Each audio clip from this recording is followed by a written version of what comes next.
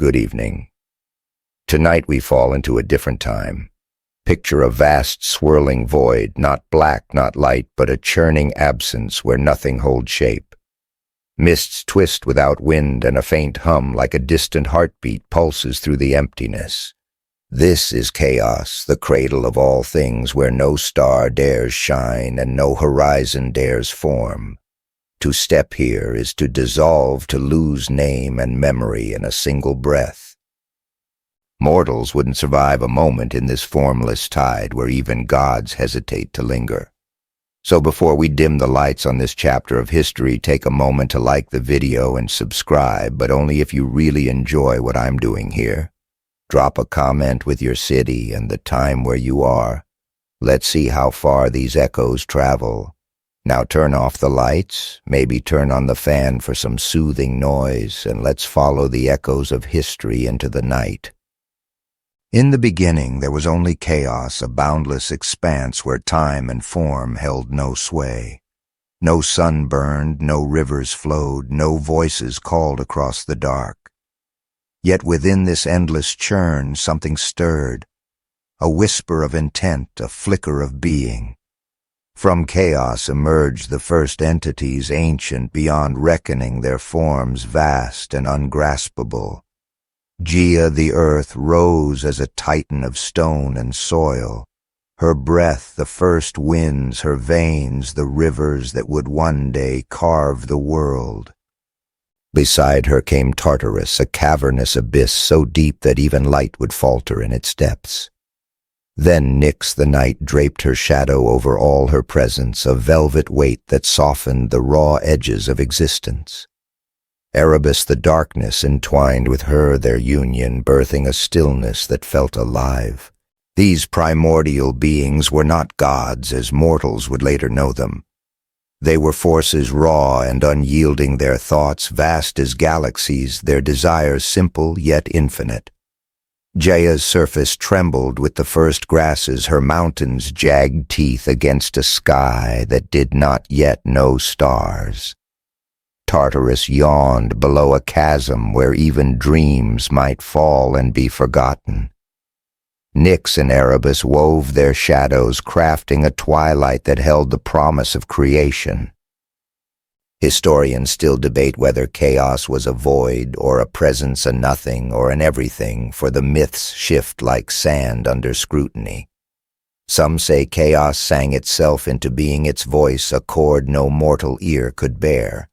An odd detail lingers in the tales the Greeks claimed. Chaos held a faint scent like rain-soaked stone, though no nose existed to breathe it. This scent, they said, clung to the first gods, a reminder of their origin in the formless deep. Gaia felt it as she stretched her limbs, her rocky fingers brushing the edges of Nyx's veil. She was not alone for long. From her own essence, or perhaps from chaos's fading grasp, came Uranus, the sky. His form was a dome of shimmering blue, vast and weightless, yet heavy with the promise of storms. He gazed upon Gaia and she upon him, their union inevitable. Together they birthed the first shapes of the world, mountains that roared, upward seas that sighed into being. Their love was not gentle. Uranus, radiant and boundless, pressed down on Gaia, his weight a suffocating embrace. She bore at her heart a molten core, but her thoughts churned with a quiet rebellion. The children they created were monstrous, the Titans, beings of impossible strength and size. Oceanus with his endless rivers, Hyperion whose light rivaled the yet unborn sun, and Rhea whose eyes held the patience of stone. 12 in all, they roamed Gaia's surface, their footsteps carving valleys. Yet Uranus, fearful of their power, confined them within Gaia's body, trapping them in her womb of earth and stone. Gaia's pain grew with each child imprisoned. Her groans echoed through Tartarus, shaking the roots of creation. Nyx, watching from her shadowed perch, whispered secrets to the wind's secrets that might one day reach the Titans. The world was young, but already it trembled with conflict, a tension that would crack the heavens. Gaia's love for Uranus soured her heart, hardening like cooled lava. She dreamed of freedom for her children, of a world where they might walk unshackled. The scent of rain-soaked stone grew sharper, a reminder of chaos's touch as Gaia began to plot. The canonical event of this age was the birth of the Titans, a moment when the world gained form and purpose, yet also strain. Each Titan carried a fragment of chaos's wildness, their forms too vast for the fragile earth. Gaia's rebellion simmered, not yet born, but inevitable, as she cradled her trapped children. The myths do not say if she wept, but the rivers swelled and the winds howled, carrying the faint hum of chaos's ancient song. The earth groaned under Gaia's silent fury, her rocky heart pulsing with a rhythm older than time. Deep within her, the Titans stirred, their massive forms cramped in caverns of stone and shadow. Above, Uranus stretched his starry dome, oblivious to the resentment brewing below. His light bathed the world, but it was a cold radiance, unyielding, pressing down on Gaia like a lover too proud to notice her pain. The rivers carved deeper paths, their waters whispering of unrest, while Nyx's shadows clung to the edges of the world, watching, waiting. The scent of rain-soaked stone lingered sharper now, as if chaos itself leaned closer, curious about the fracture to come. Gaia's thoughts churned like molten rivers. Her children, the Titans, were her pride, each one a force of nature, Oceanus, whose laughter roared like waves, Hyperion, whose gaze burned with unshaped light, and Rhea, whose quiet strength mirrored her mother's own. Yet Uranus, their father, saw them as threats. He had forced them back into Gaia's womb, sealing them in her depths with a will as hard as the sky. Every tremor of her surface was a cry, every quake a plea, but Uranus only smiled, his stars glittering with indifference. Gaia's love, once boundless as the seas, curdled into a resolve as unyielding as granite. She began to scheme. In the hollows of her being, where roots twisted and magma sighed, Gaia whispered to her children. Her voice was the creak of stone, the drip of unseen springs. She spoke of freedom, of a world where they might walk beneath the sky their father claimed. The Titans listened, their hearts pounding like thunder trapped in caves. But they were not alone in hearing her call. Tartarus the abyss stirred in his lightless depths, his presence a cold weight that made even Nyx pause. He offered Gaia a gift, or perhaps she crafted it herself, the myths are unclear. It was a sickle, its blade forged of flint, sharper than any mortal steel, its edge glinting with a malice that seemed to hum with chaos's ancient song. Gaia held the sickle close, its weight unfamiliar yet thrilling. She knew what it demanded. To wield it was to sunder the bond with Uranus, to spill divine essence and reshape the world. She hesitated, her thoughts flickering like embers. Could she strike the one who had once been her partner, whose touch had birthed mountains? Yet the pain of her children, their muffled cries echoing through her core, steeled her resolve. She called to the Titans, her voice now a rumble that shook the earth's foundations. Who among you, she asked, will take this blade and free us all? The Titans faltered. Oceanus, vast and fluid, shrank back, his rivers recoiling from such a deed. Hyperion's light dimmed his courage, faltering under the weight of betrayal. One by one they turned away, their fear of Uranus's wrath stronger than their love for Gaia. All but Cronus, the youngest, whose eyes burned with a hunger not yet named. He stepped forward, his form towering yet lithe, his hands steady as he grasped the sickle. "I will do it," he said, his voice low like the grind of tectonic plates. Gaia's heart surged, though a shadow of doubt lingered. Cronus's ambition gleamed too brightly like a star destined to fall. The plan was set. Gaia lured Uranus to her embrace, her surface blooming with sudden sweetness, fields of wildflowers, winds soft as a sigh. Uranus descended his starry form, enveloping her, his guard softened by desire. As he lay upon her, the world held its breath. Cronus emerged from the shadows, sickle in hand, his steps silent as a predator's. The blade flashed a single arc that severed Uranus's power in a moment of unthinkable violence. His cry shook the heavens, a sound so vast it birthed storms that would rage for centuries. His essence spilled not blood, but a radiant ichor that sank into the sea, birthing strange new forms, some say the Furies, others the nymphs of the waves. Uranus retreated, his form fading into the sky, now a distant vault scarred by his defeat. Gaia was free, her children released from their prison. The Titans roared in triumph, their footsteps carving the first valleys as they claimed the world. Yet Cronus stood apart, the sickle still in his hand, its edge now dull but heavy with consequence. Gaia watched him, her triumph tempered by unease. Historians still debate whether Cronus acted out of love for his mother or hunger for power, for the myths paint him both as liberator and usurper. An odd detail persists. The sickle, they say, was buried deep in a mountain, its flint blade whispering to those who passed too close as if it longed to cut again. The canonical event was Cronus's rebellion, the first act of divine betrayal that shattered the primordial order.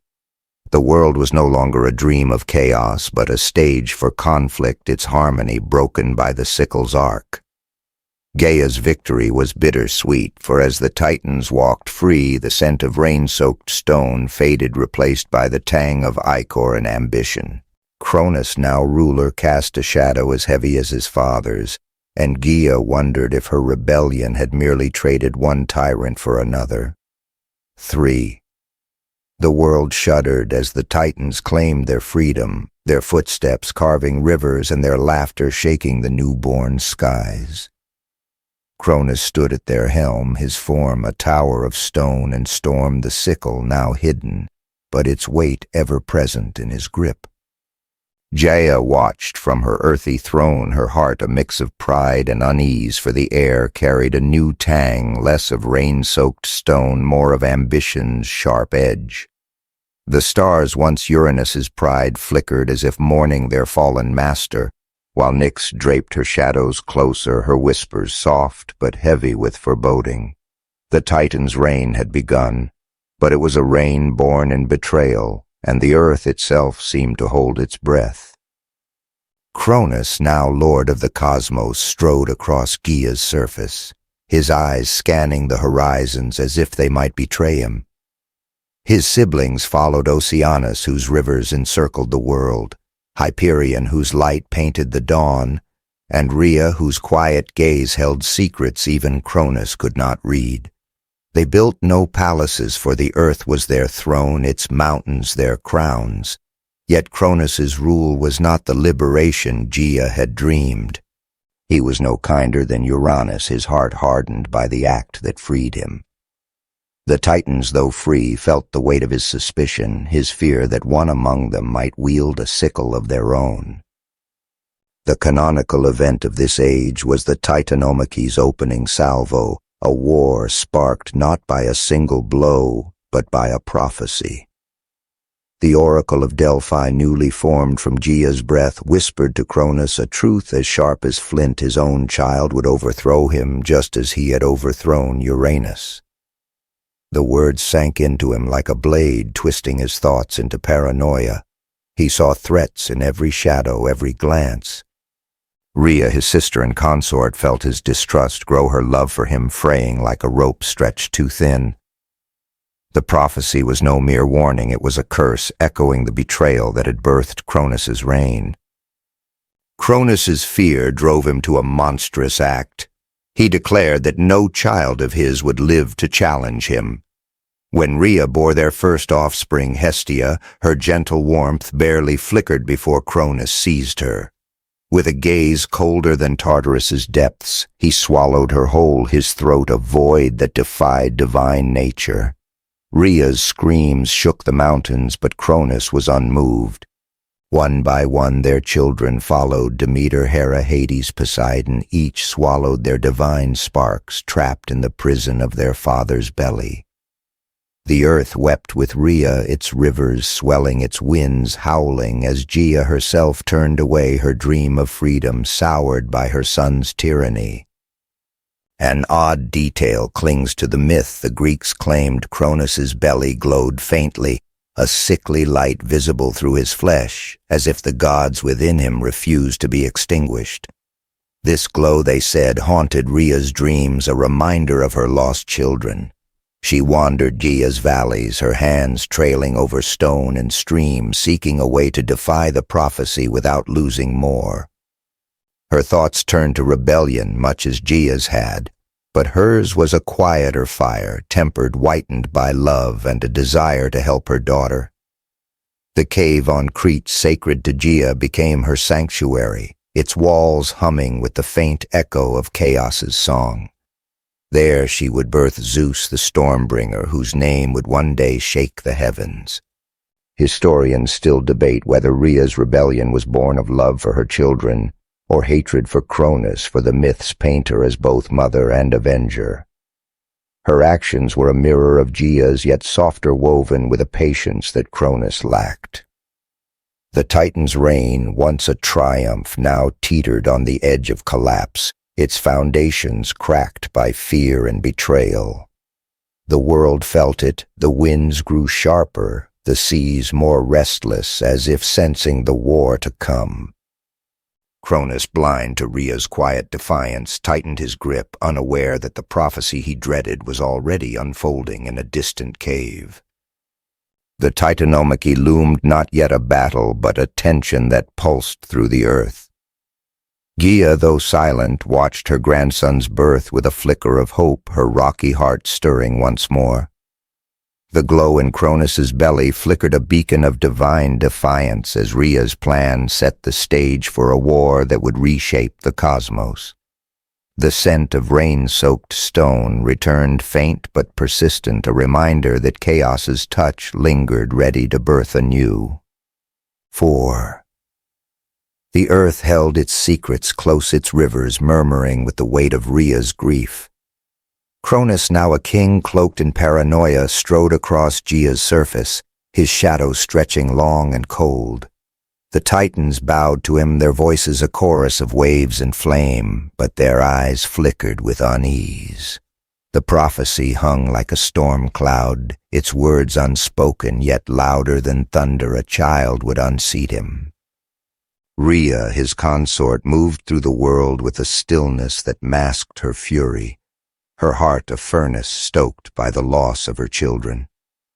The glow from Cronus's belly, faint but unyielding, haunted her steps, a reminder of the gods trapped within. The air carried no scent of rain-soaked stone, now only the bitter tang of betrayal. Cronus's reign was a fortress built on fear. He watched the horizons, the seas, even the stars, as if they might conspire against him. The Titans, once his allies, felt his gaze like a yoke. Oceanus kept his rivers flowing, Hyperion lit the dawn, but their loyalty was strained, their thoughts drifting to the prophecy's promise. Rhea, though, was no mere observer. Each child she bore, Hestia, Demeter, Hera, Hades, Poseidon, had been torn from her arms, swallowed by Cronus's insatiable dread. The act was not mere cruelty. It was a ritual, a desperate bid to defy fate. Yet fate, like the tides, would not be held back.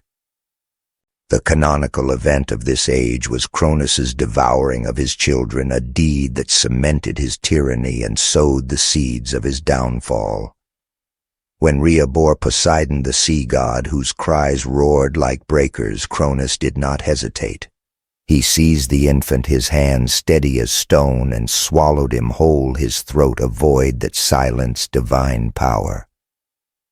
Rhea's scream was a tempest shaking the cliffs, but Cronus only turned away, his eyes already searching for the next threat. The act was repeated, with each child a cycle of loss that carved hollows in Rhea's soul. The earth itself seemed to mourn, its springs running brackish, its winds heavy with salt. An odd detail lingers in the myths. The Greeks claimed that Cronus, after each devouring, would sit motionless for hours, his hands pressed to his belly as if to quiet the gods within.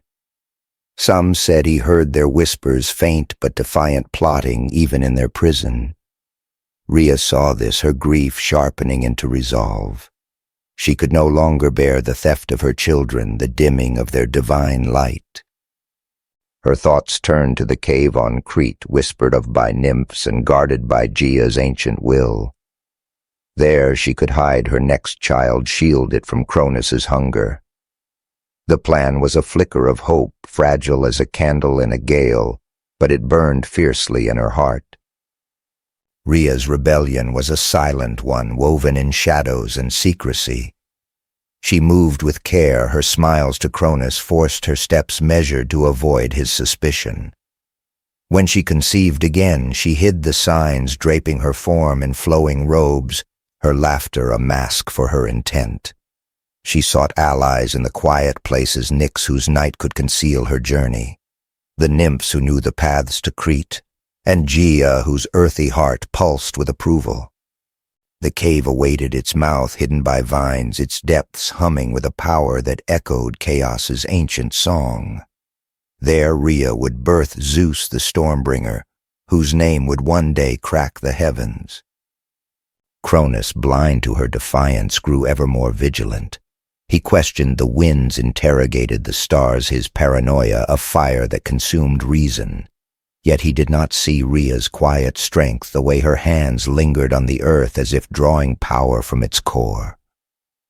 She traveled to Crete under Nyx's veil, her steps silent, her heart pounding like a drum. The cave embraced her, its walls cool and damp, its air thick with the scent of moss and stone. There, in pain and hope, she bore Zeus his first cry, a spark that lit the dark. The nymphs swaddled him, their hands trembling with awe, while Gaia's presence seemed to nod in approval. To fool Cronus, Rhea crafted a deception as bold as it was desperate. She wrapped a stone in swaddling cloths, its weight mimicking a child's, and presented it to him. Cronus, his mind clouded by fear, swallowed it without question, the stone sinking heavy in his belly. Rhea's heart twisted, relief mingled with dread, but she held her composure, her eyes dry, as she returned to the Titan's court. Zeus was safe, hidden in Crete, raised by nymphs and fed by the divine goat Amalthea, whose milk carried the strength of the earth itself. Historians still debate whether Rhea's deception was a triumph of cunning or a gamble born of desperation, for the myths paint her as both strategist and grieving mother. The stone, they say, remained in Cronus's belly, a silent rebuke to his tyranny, its presence a secret only Rhea and Gaia shared.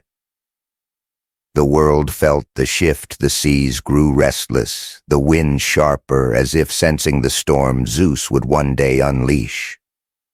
Cronus's reign, though still mighty, began to crack its foundations, undermined by a mother's love and a child's hidden spark. The winds over Crete carried a faint hum like a distant storm gathering strength. In a hidden cave, its mouth cloaked in vines and shadow, Rhea knelt, her hands trembling as she cradled her newborn son Zeus. His eyes, even in infancy, sparked with a light that rivaled Hyperion's dawn, and his tiny fists clenched as if grasping at fate itself. Outside, the world churned under Cronus's iron rule, his paranoia a weight that pressed even the seas into submission. The glow from his belly, where his devoured children languished, cast an eerie light across the Titan's court, but here in this sacred hollow a new power stirred. The air was thick with moss and earth, and the faint scent of rain-soaked stone returned as if chaos itself whispered encouragement to the child who would defy a king. Rhea's heart was a battlefield of hope and fear. She had outwitted Cronus, substituting a stone for her son, but the deception was a fragile shield. Cronus's suspicions roamed like wolves, and one misstep could bring his wrath to Crete. She entrusted Zeus to the nymphs, daughters of the earth, whose hands were gentle as spring rain. They swaddled him in cloths woven from starlight, their voices soft as they sang lullabies that echoed Gaia's ancient hymns. Amalthea, the divine goat, nursed him her milk rich with the earth's strength, her horns glinting in the cave's dim glow. The cave itself seemed alive, its walls pulsing with a rhythm that matched Zeus's tiny heartbeat, as if Gaia herself guarded her grandson. The canonical event of this age was Zeus's hidden birth, a moment that turned the tide against Cronus's tyranny. Rhea's journey to Crete had been a pilgrimage of defiance, each step a silent vow to protect her child. She had slipped away under Nyx's cloak, her form obscured by shadows that seemed to bend to her will. The cave sacred to Gaia was no mere shelter. It was a sanctuary where the earth's power converged, its depths untouched by Cronus's gaze. There Zeus was born, his first cry muffled by the nymph songs, lest it reach the ears of a paranoid king. Rhea's deception, the stone wrapped in swaddling, was a masterstroke, but it left her heart heavy, for she could not stay to raise her son. An odd detail clings to the myth. The Greeks claimed that the cave's entrance was guarded by the curetes, warrior priests who clashed their spears and shields to drown out Zeus's cries. Their rhythmic din, they said, echoed across Crete, mistaken by shepherds for the pulse of a distant storm. This clamor kept Cronus ignorant, his mind too clouded by his own fears to notice the ruse. The curate's dance was both protection and ritual, their movements a prayer to Gaia, their noise a shield against betrayal. Zeus grew in secret, his body strengthening with Amalthea's milk, his mind sharpening with the nymphs' tales of his lost siblings trapped in Cronus's belly like stars in a clouded sky. Rhea returned to the Titan's court, her face a mask of submission, her heart a furnace of resolve. She moved among the Titans, her steps careful, her words measured, lest Cronus sense her triumph. He sat on his throne of stone, his hands pressed to his glowing belly as if to silence the gods within. Rhea's eyes lingered on that glow, a painful reminder of Hestia's warmth, Poseidon's strength, Hera's fire. She knew Zeus would one day free them, but the waiting was a torment, each day a thread pulled taut. The nymphs sent word through the wind's tales of Zeus's growth, how he climbed the cave's walls, how his laughter sparked lightning in the air. Zeus, though young, was no ordinary child. His eyes held a storm's promise, his voice a rumble that made the nymphs tremble. The cave was his cradle, but also his forge, shaping him into a weapon against Cronus. Gaia's presence lingered there, her whispers guiding him, her strength seeping into his bones. He learned of his father's crimes, of the prophecy that doomed Cronus, and his heart burned with a purpose older than himself. The nymphs taught him cunning, Amalthea strength, and the cave itself patience, for the earth does not rush its vengeance. Yet even in this sanctuary, danger loomed Cronus's spies. The winds and birds roamed freely, and one errant cry could betray the plan. Historians still debate whether Rhea's choice of Crete was instinct or divine guidance, for the island's rugged heart seemed crafted to hide a god. Some say Gaia herself chose the cave, its depths a mirror of Tartarus, a place where even Cronus's power faltered. The world beyond the cave grew restless. The seas churned, the winds howled, as if sensing the storm Zeus would unleash. Rhea, back at court, felt the earth's pulse quicken, a sign that her son was growing, his power swelling like a tide. Cronus, oblivious, tightened his grip, his paranoia blinding him to the spark hidden in Crete's shadows. The Titanomachy was not yet a war, but its roots were spreading, nourished by Rhea's courage and Zeus's birth. The cave's hum grew louder, a song of defiance that echoed the sickle's arc, just as the winds had failed Uranus long ago. Zeus, still a child, was already a threat, his existence a crack in Cronus's reign. The scent of rain-soaked stone lingered, a faint reminder that chaos watched its formless heart stirring as the world prepared for upheaval. The rugged heart of Crete pulsed with secrets, its mountains standing sentinel over the cave where Zeus grew. No longer a child, he was a youth now, his frame broad as the oaks that clung to the island slopes, his eyes crackling with the promise of storms.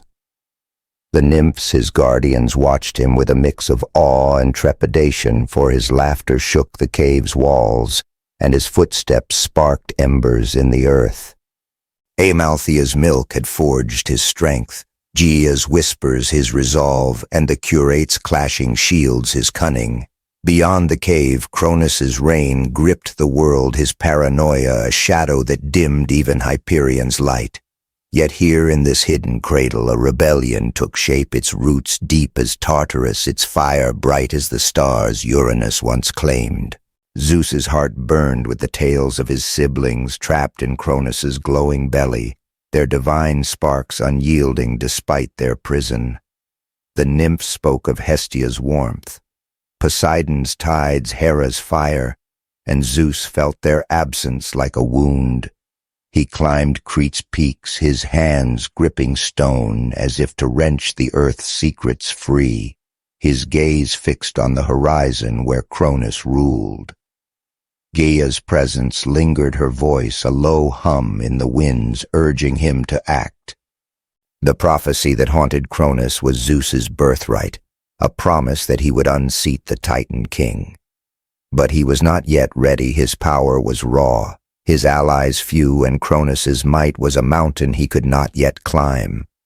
The canonical event of this age was Zeus's rise, his transformation from hidden child to rebel leader, gathering the strength to challenge Cronus. He left the cave, his steps steady, the curate's din fading behind him. Crete's wilds became his training ground. Its cliffs taught him endurance, its storms his own tempestuous nature. He wrestled with the island's beasts, his hands taming wolves and boars, his voice calming the winds that howled from the sea. The nymphs followed their songs, now warlike, weaving tales of the Titanomachy's coming clash. Zeus sought allies beyond Crete, his mind sharp as the sickle that had felled Uranus. He turned to the Cyclopes, one-eyed giants imprisoned by Cronus in Tartarus's depths, and the Hecatoncheires, hundred-handed monsters whose strength could shatter mountains. An odd detail clings to the myth the Greeks claimed Zeus carried a small stone from the cave, a fragment of the one Rhea used to deceive Cronus, tucked in his belt as a talisman. This stone, they said, hummed faintly when he touched it, as if Gaia herself spoke through its core, guiding his path. Zeus's journey took him to the edges of the world, where Nyx's shadows clung thick and the seas roared with Oceanus's might. He spoke to the Cyclopes through Tartarus's cracks, promising freedom for their loyalty. Their voices, like grinding boulders, pledged thunderbolts, weapons to match Zeus's storm. The Hecatoncheires, too, stirred at his call, their 100 hands itching to hurl chaos at Cronus's throne. These outcasts, spurned by the Titans, saw in Zeus a chance to reshape the cosmos. Zeus's charisma was a fire that drew even the hesitant. Metis, a titaness of wisdom, joined him, her mind a labyrinth of strategies, her loyalty a shield against betrayal. She taught him to temper his rage, to wield cunning as sharply as force. Other titans wavered, Oceanus, whose rivers might turn against Cronus. Prometheus, whose heart leaned toward the mortals yet to come. Zeus's rebellion was no mere uprising. It was a gathering storm, its clouds heavy with divine wrath. He trained in secret, his body honed by Crete's wilds, his mind by Metis's counsel. The thunderbolts forged by the Cyclopes crackled in his hands, their light a mirror of his own fierce will. Cronus, far from Crete, felt a tremor in his reign. The glow in his belly flickered as if the gods within sensed their brother's rise. He sent spies, winds, birds, even the stars to scour the earth. But Zeus moved under Nyx's veil, his plans hidden by shadows that even Cronus could not pierce. Rhea at the Titan's court heard whispers of her son's growth, her heart swelling with pride and dread. She masked her hope, her eyes downcast, but her hands lingered on the earth, feeling Gaia's pulse quicken. The world itself seemed to conspire with Zeus, 7***, part 7***. The heavens trembled as if the stars themselves sensed the gathering storm. Zeus stood on a Cretan peak, his silhouette sharp against a sky bruised with clouds, thunderbolts crackling in his hands like caged lightning. His allies, the Cyclopes, their single eyes gleaming with forge fire. The Hecatoncheires, their 100 hands restless for war. And Metis, her wisdom a beacon in the dark, stood ready, their loyalty a tide that swelled with his own resolve. Far below, Cronus's reign gripped the earth, his paranoia, a weight that silenced even Oceanus's rivers. The glow in his belly pulsed a sickly light that betrayed the gods trapped within their divine sparks, flaring as if sensing their brother's call. The scent of rain-soaked stone hung heavy, a whisper of chaos that stirred the air as the world braced for war. The Titanomachy, long a shadow on the horizon, now erupted in a clash that shook the cosmos. Zeus descended from Crete, his thunderbolts illuminating the night, their roar a challenge to Cronus's throne. The Titans, loyal to their king, rallied Oceanus with his endless waves, Hyperion with his blinding light, and Cronus himself, his form a mountain of stone and wrath. The earth groaned under their footsteps, mountains splitting, seas boiling as the gods warred. Zeus's forces were outnumbered, but his allies were fierce. The Cyclopes hurled lightning, the Hecatoncheires unleashed barrages of stone, and Metis wove strategies that turned Titan's strength against itself. The sky burned its stars, obscured by smoke and divine fire. The canonical event of this age was the Titanomachy's climax, a 10-year war that scarred the earth and reshaped the heavens. The battle raged across Gaia's surface, from the peaks of Olympus to the depths of Tartarus. Zeus struck first, freeing his siblings from Cronus's belly. Guided by Metis, he tricked Cronus into drinking a potion laced with mustard and wine, forcing him to vomit the gods, Hestia, Demeter, Hera, Hades, Poseidon, and the stone Rhea had used to deceive him. The liberated gods joined Zeus, their powers unleashed like a flood. Poseidon's seas roared. Hades's shadows deepened, Hera's will burned fierce. Together they turned the tide, their unity a mirror to the Titans' fractured loyalty. An odd detail clings to the myth. The Greeks claimed that the stone Cronus regurgitated, called the omphalos, was placed at Delphi, marking the earth's navel. It hummed faintly, they said, a relic of Rhea's deception that still whispered Gaia's secrets to those who listened. The omphalos stood as a symbol of Zeus's triumph, but also a reminder of the war's cost. The Titanomachy was no mere skirmish. It was a cataclysm that reshaped the world. Mountains crumbled, rivers rerouted, and the heavens themselves seemed to crack under the weight of divine fury. The Hecatoncheires, with their 100 hands, hurled boulders that carved new valleys, while Zeus's thunderbolts scorched the earth, leaving scars that mortals would later call sacred. Cronus fought with desperate strength, his sickle retrieved from its mountain grave, flashing like a crescent moon. He rallied the Titans, his voice a roar that shook the seas, but their unity faltered.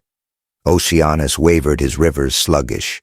Hyperion's light dimmed under Zeus's storms. The Cyclops forged new thunderbolts, each one a shard of the sky's wrath, and Zeus wielded them with a precision that made even Gaia tremble.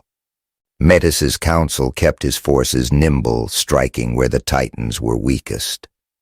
The war stretched on years, blurring into a haze of fire and stone until the final battle loomed on the plains of Thessaly, where the earth itself seemed to hold its breath. Zeus's siblings proved their worth. Poseidon's trident churned the seas, flooding Titan's strongholds. Hades cloaked their movements in shadow, striking from unseen angles. Hera's cunning rallied wavering allies, her voice sharp as a blade. The Hecatoncheires, unleashed at last, overwhelmed the Titans with a storm of stone and fury, their 100 hands a force no Titan could withstand. Cronus, cornered, fought with the desperation of a king who knew his time was ending. His sickle struck true, wounding Zeus, but the young god's thunderbolts answered each strike, a vow that the prophecy would hold. Historians still debate whether the Titanomachy's outcome was fated or forged by Zeus's will, for the myths paint him as both destiny's child and a rebel who bent fate to his purpose. Some say Gaia tipped the scales, her rocky heart favoring Zeus over her Titan son. Others argue the Titans' disunity, Cronus's paranoia alienating even Oceanus, doomed them. The Omphalos at Delphi, humming with Gaia's voice, stood as evidence of both a relic of fate and defiance. The war's end left the earth scarred. Its rivers rerouted, its mountains reshaped, but Zeus stood victorious, his thunderbolts dimming as the Titans fell. Cronus, defeated, was bound in Tartarus, his sickle lost once more, and the scent of rain-soaked stone faded, replaced by the sharp tang of victory and ash. The heavens trembled as if the stars themselves sensed the gathering storm. Zeus stood on a Cretan peak, his silhouette sharp against a sky bruised with clouds, thunderbolts crackling in his hands like caged lightning. His allies, the Cyclopes, their single eyes gleaming with forge fire. The Hecatoncheires, their 100 hands restless for war, and Metis, her wisdom a beacon in the dark, stood ready, their loyalty a tide that swelled with his own resolve. Far below, Cronus's reign gripped the earth, his paranoia a weight that silenced even Oceanus's rivers. The glow in his belly pulsed a sickly light that betrayed the gods trapped within their divine sparks, flaring as if sensing their brother's call. The scent of rain-soaked stone hung heavy, a whisper of chaos that stirred the air as the world braced for war. The Titanomachy, long a shadow on the horizon, now erupted in a clash that shook the cosmos. Zeus descended from Crete, his thunderbolts illuminating the night, their roar a challenge to Cronus's throne. The Titans, loyal to their king, rallied Oceanus with his endless waves, Hyperion with his blinding light, and Cronus himself, his form a mountain of stone and wrath. The earth groaned under their footsteps, mountains splitting, seas boiling as the gods warred. Zeus's forces were outnumbered, but his allies were fierce. The Cyclopes hurled lightning, the Hecatoncheires unleashed barrages of stone, and Metis wove strategies that turned Titan's strength against itself. The sky burned its stars, obscured by smoke and divine fire. The canonical event of this age was the Titanomachy's climax, a 10-year war that scarred the earth and reshaped the heavens. The battle raged across Gaia's surface, from the peaks of Olympus to the depths of Tartarus. Zeus struck first, freeing his siblings from Cronus's belly. Guided by Metis, he tricked Cronus into drinking a potion laced with mustard and wine, forcing him to vomit the gods Hestia, Demeter, Hera, Hades, Poseidon, and the stone Rhea had used to deceive him. The liberated gods joined Zeus, their powers unleashed like a flood. Poseidon's seas roared, Hades's shadows deepened, Hera's will burned fierce. Together they turned the tide, their unity a mirror to the Titan's fractured loyalty. An odd detail clings to the myth. The Greeks claimed that the stone Cronus regurgitated, called the omphalos, was placed at Delphi, marking the Earth's navel. It hummed faintly, they said, a relic of Rhea's deception that still whispered Gaia's secrets to those who listened. The omphalos stood as a symbol of Zeus's triumph, but also a reminder of the war's cost. The Titanomachy was no mere skirmish. It was a cataclysm that reshaped the world. Mountains crumbled, rivers rerouted, and the heavens themselves seemed to crack under the weight of divine fury. The Titanomachy, with their 100 hands, hurled boulders that carved new valleys, while Zeus's thunderbolts scorched the earth, leaving scars that mortals would later call sacred. Cronus fought with desperate strength, his sickle retrieved from its mountain grave, flashing like a crescent moon. He rallied the Titans, his voice a roar that shook the seas, but their unity faltered. Oceanus wavered, his rivers sluggish. Hyperion's light dimmed under Zeus's storms. The Cyclopes forged new thunderbolts, each one a shard of the sky's wrath, and Zeus wielded them with a precision that made even Gaia tremble. Metis's counsel kept his forces nimble, striking where the Titans were weakest. The war stretched on years, blurring into a haze of fire and stone, until the final battle loomed on the plains of Thessaly, where the earth itself seemed to hold its breath. Zeus's siblings proved their worth. Poseidon's trident churned the seas, flooding Titan strongholds. Hades cloaked their movements in shadow, striking from unseen angles. Hera's cunning rallied wavering allies, her voice sharp as a blade. The Titanomachy, unleashed at last, overwhelmed the Titans with a storm of stone and fury, their 100 hands a force no Titan could withstand. Cronus, cornered, fought with the desperation of a king who knew his time was ending. His sickle struck true, wounding Zeus, but the young god's thunderbolts answered each strike a vow that the prophecy would hold. Historians still debate whether the Titanomachy's outcome was fated or forged by Zeus's will, for the myths paint him as both destiny's child and a rebel who bent fate to his purpose. Some say Gaia tipped the scales, her rocky heart favoring Zeus over her Titan son.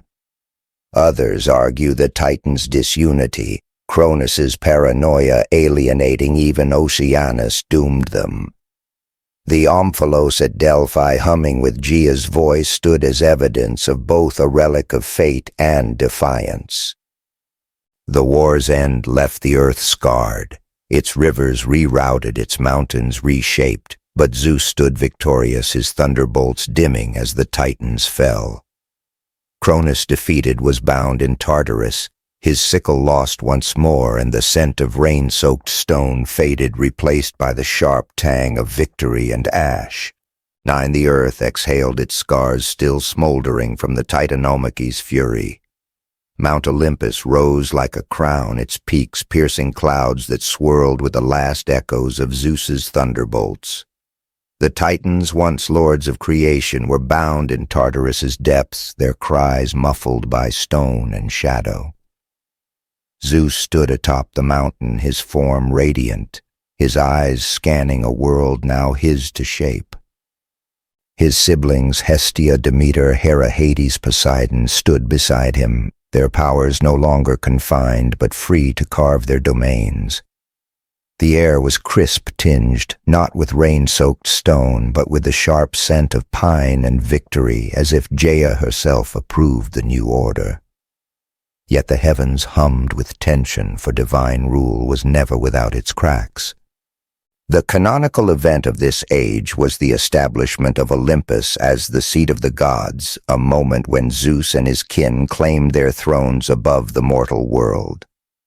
The mountain, once a mere peak among Gaia's many, became a celestial court, its slopes cloaked in mist that shimmered like starlight. Zeus sat at its heart, his throne carved from clouds and stone, his thunderbolts resting at his side. Poseidon took the seas, his trident stirring waves that sang of his might. Hades claimed the underworld, his shadow stretching across the dead. Hera with her piercing gaze became queen, her will as unyielding as the mountain itself. Demeter blessed the fields, Hestia the hearths, and together they forged a new cosmos, one where gods ruled and mortals would soon tremble. Olympus was no mere fortress. It was a living realm, its halls echoing with divine voices. The gods built no walls, for the clouds themselves, bent to their will, parting to reveal vistas of earth and sea. Ambrosia flowed like rivers, its sweetness sustaining their immortality, while nectar gleamed in golden cups, its taste sharp as the dawn. The muses born from memory and song wove melodies that drifted down to mortal ears, inspiring awe. Yet even here dissent lingered. Hera's eyes often strayed to Zeus, her thoughts unreadable, while Hades's gaze turned downward, his heart heavy with the weight of his shadowed realm. The unity forged in war was fragile, its seams tested by ambition and pride. An odd detail clings to the myth. The Greeks claimed that Olympus's peak held a single olive tree, its roots deep in Gaea's heart, its leaves shimmering with a light no storm could dim. This tree, they said, was a gift from Athena, not yet born, but already stirring in Zeus's mind, a symbol of peace after war. Its branches swayed even in still air, as if whispering of the battles past and those to come. The gods gathered beneath it, their voices a blend of laughter and debate as they divided the world's domains. Zeus, ever watchful, knew his rule was not absolute. Prophecies still lingered, and Gaia's favor could shift as swiftly as the winds that had failed Uranus. The establishment of Olympus was not without cost. The earth bore the Titanomachy's scars, cracked mountains, rerouted rivers, valleys carved by the Hecatoncheires' fury. Mortals, though few, whispered of the gods' war, their tales shaping the first myths. Zeus, aware of their voices, sent Hermes, newly born of starlight and speed, to carry his decrees to the earth below. The gods' rule was to be eternal, but eternity is a fragile vow. Hera's counsel tempered Zeus's impulsiveness, while Poseidon's tides and Hades's shadows reminded him that power shared was power balanced.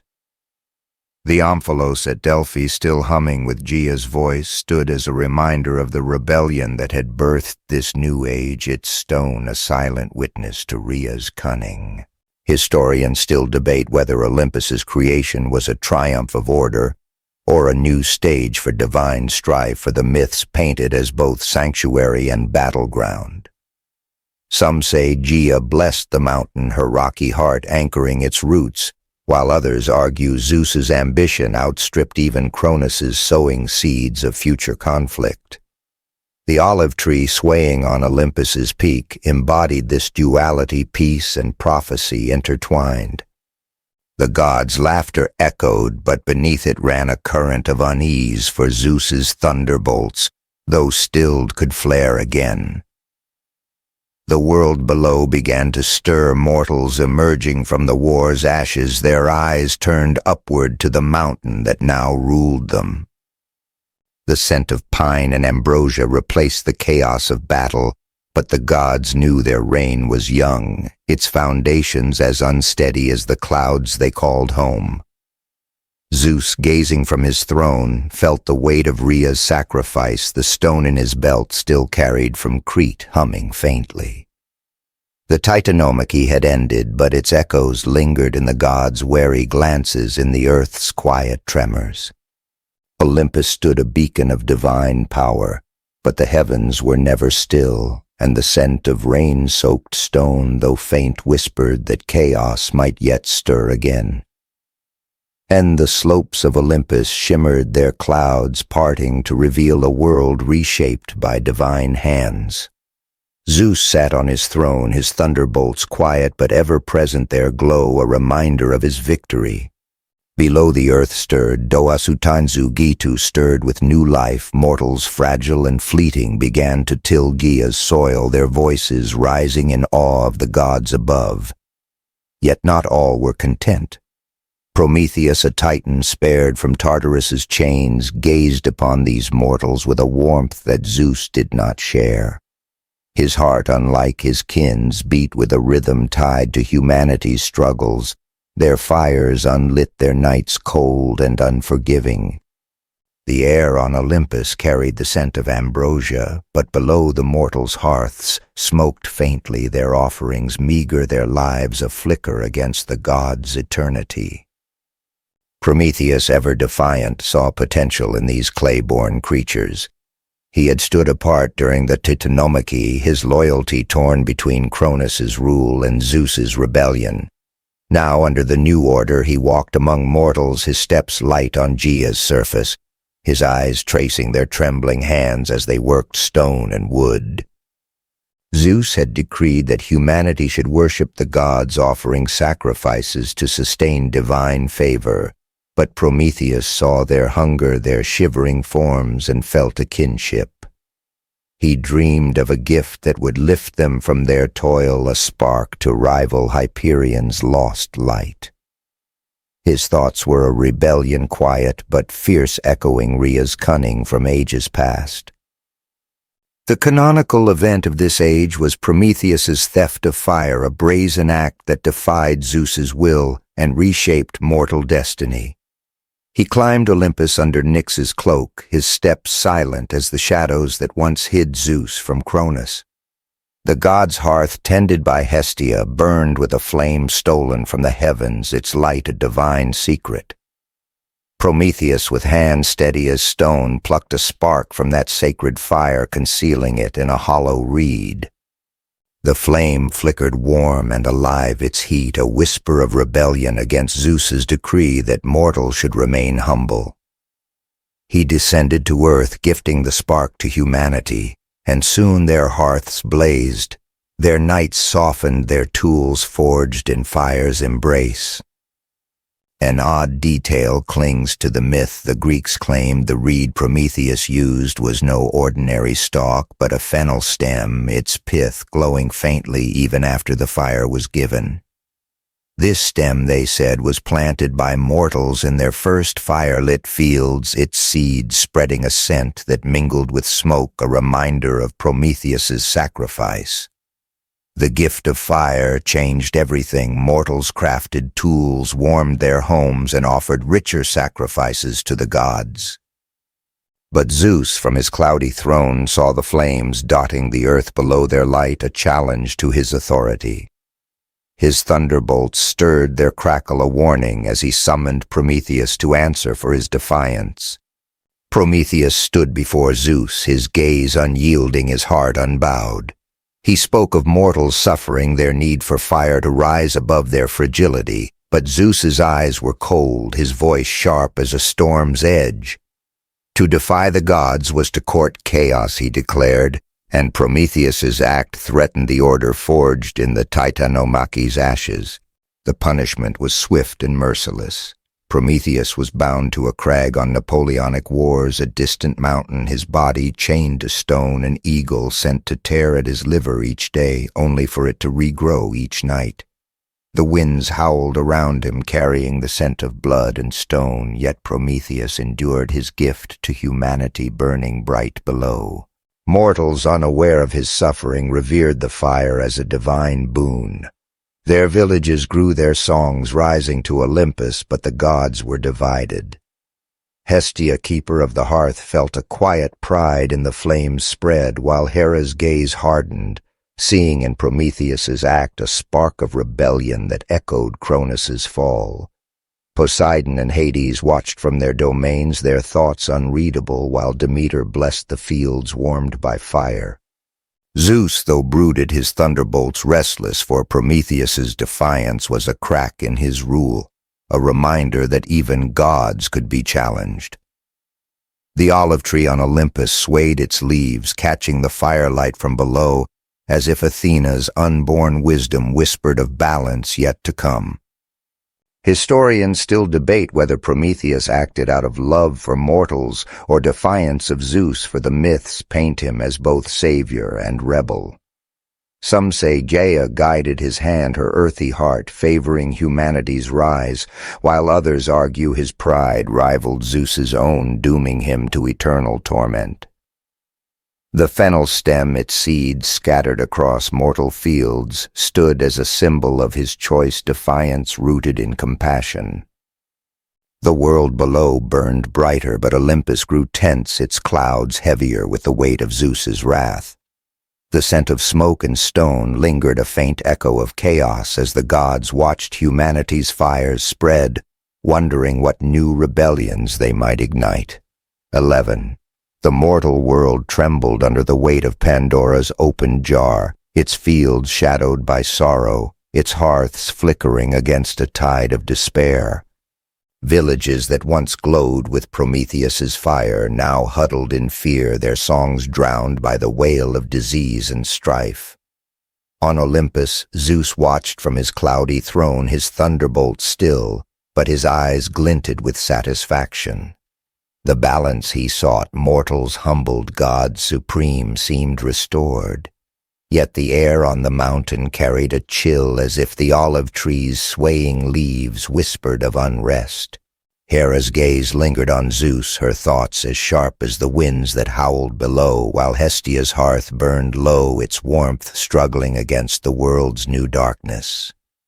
The scent of singed earth clung to the air, mingling with a faint trace of rain-soaked stone, as if chaos stirred once more, watching the gods' next move. Humanity's hubris, sparked by fire, had brought divine wrath, and Zeus's judgment was unyielding. The mortals' offerings dwindled, their altars cold, their prayers tinged with desperation. The gods, once content with sacrifices of grain and beast, now heard cries of anguish, and Zeus deemed this imbalance a threat to the cosmos. He declared a great flood to cleanse the earth, to wash away the stain of mortal pride and Pandora's curses. The seas under Poseidon's command swelled with a fury that rivaled the Titanomachy's chaos, while the skies opened, rain falling like a divine decree. The world below drowned in a deluge that spared neither hearth nor hope, its waters a mirror of Zeus's relentless will. The canonical event of this age was the Great Flood, a cataclysm that reshaped the earth and tested mortal endurance. Zeus from Olympus's peak called upon Poseidon to unleash the seas, while the winds guided by Aeolus drove storms across the land. Rivers burst their banks, mountains vanished under waves, and villages dissolved into mud and foam. Mortals fled to high ground, their fires snuffed out their cries, lost in the roar of the deluge. The gods watched, their faces unreadable. Hera's eyes narrowed, Demeter's hands clenched. Hades waited in his shadowed realm for the souls that would soon flood his gates. Only Prometheus, chained to his crag, wept for humanity, his gift now a flicker against the torrent. An odd detail clings to the myth. The Greeks claimed that the floodwaters carried a strange luminescence, as if the ichor of Uranus, spilled long ago, glowed faintly in the depths. This light, they said, guided a few mortals to safety, a whisper of divine mercy amid Zeus's wrath. One such mortal was Deucalion, son of Prometheus, and his wife Rhea. Warned by his father's whispers carried on the wind from his distant chains, Deucalion built an ark of sturdy oak, its planks sealed with pitch. He and Rhea boarded it, their hearts heavy but resolute as the waters rose. The ark bobbed on the endless sea, a speck of hope amid the ruin, its wood groaning under the weight of divine judgment. Deucalion and Rhea clung to each other, their prayers, soft but fervent, offered not to Zeus but to Gaia, whose earthy heart might yet spare them. The flood raged for 9 days and nights, its waves erasing the world's scars, villages, fields, even the fennel stems planted in Prometheus's honor.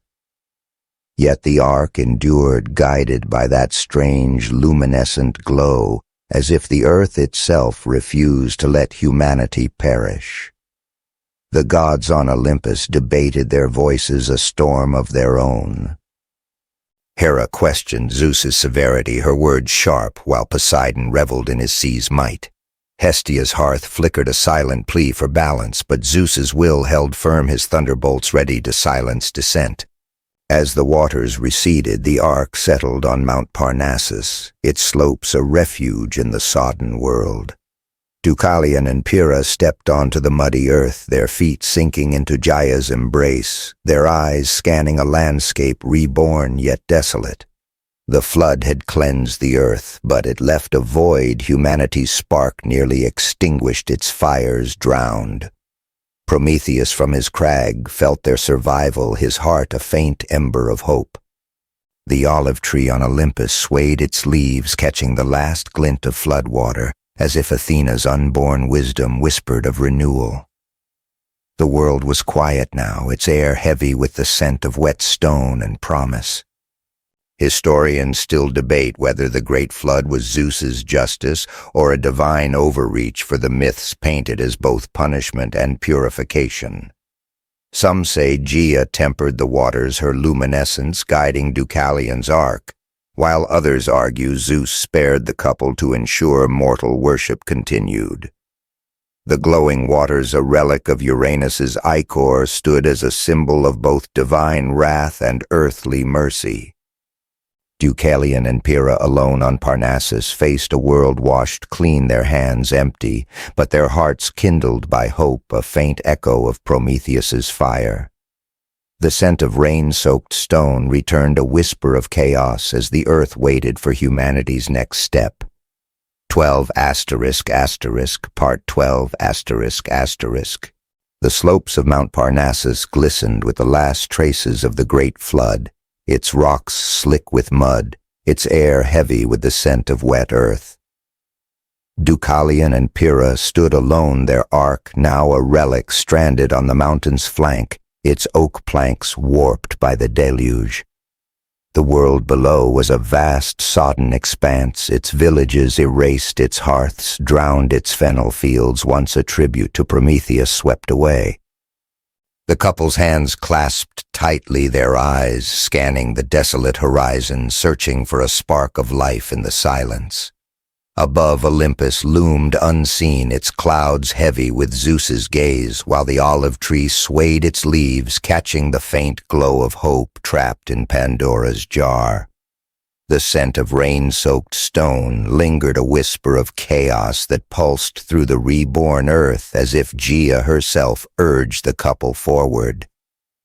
Deucalion, son of Prometheus, carried his father's fire in his heart, though no flame burned nearby. Pyrrha, his steadfast partner, shared his resolve, her gaze steady despite the weight of their solitude. They were humanity's remnant, spared by the luminescent waters that had guided their ark, a mercy perhaps from Gaia rather than Zeus. The flood had cleansed the earth of Pandora's curses, disease, sorrow, strife, but left it barren, a canvas of mud and stone.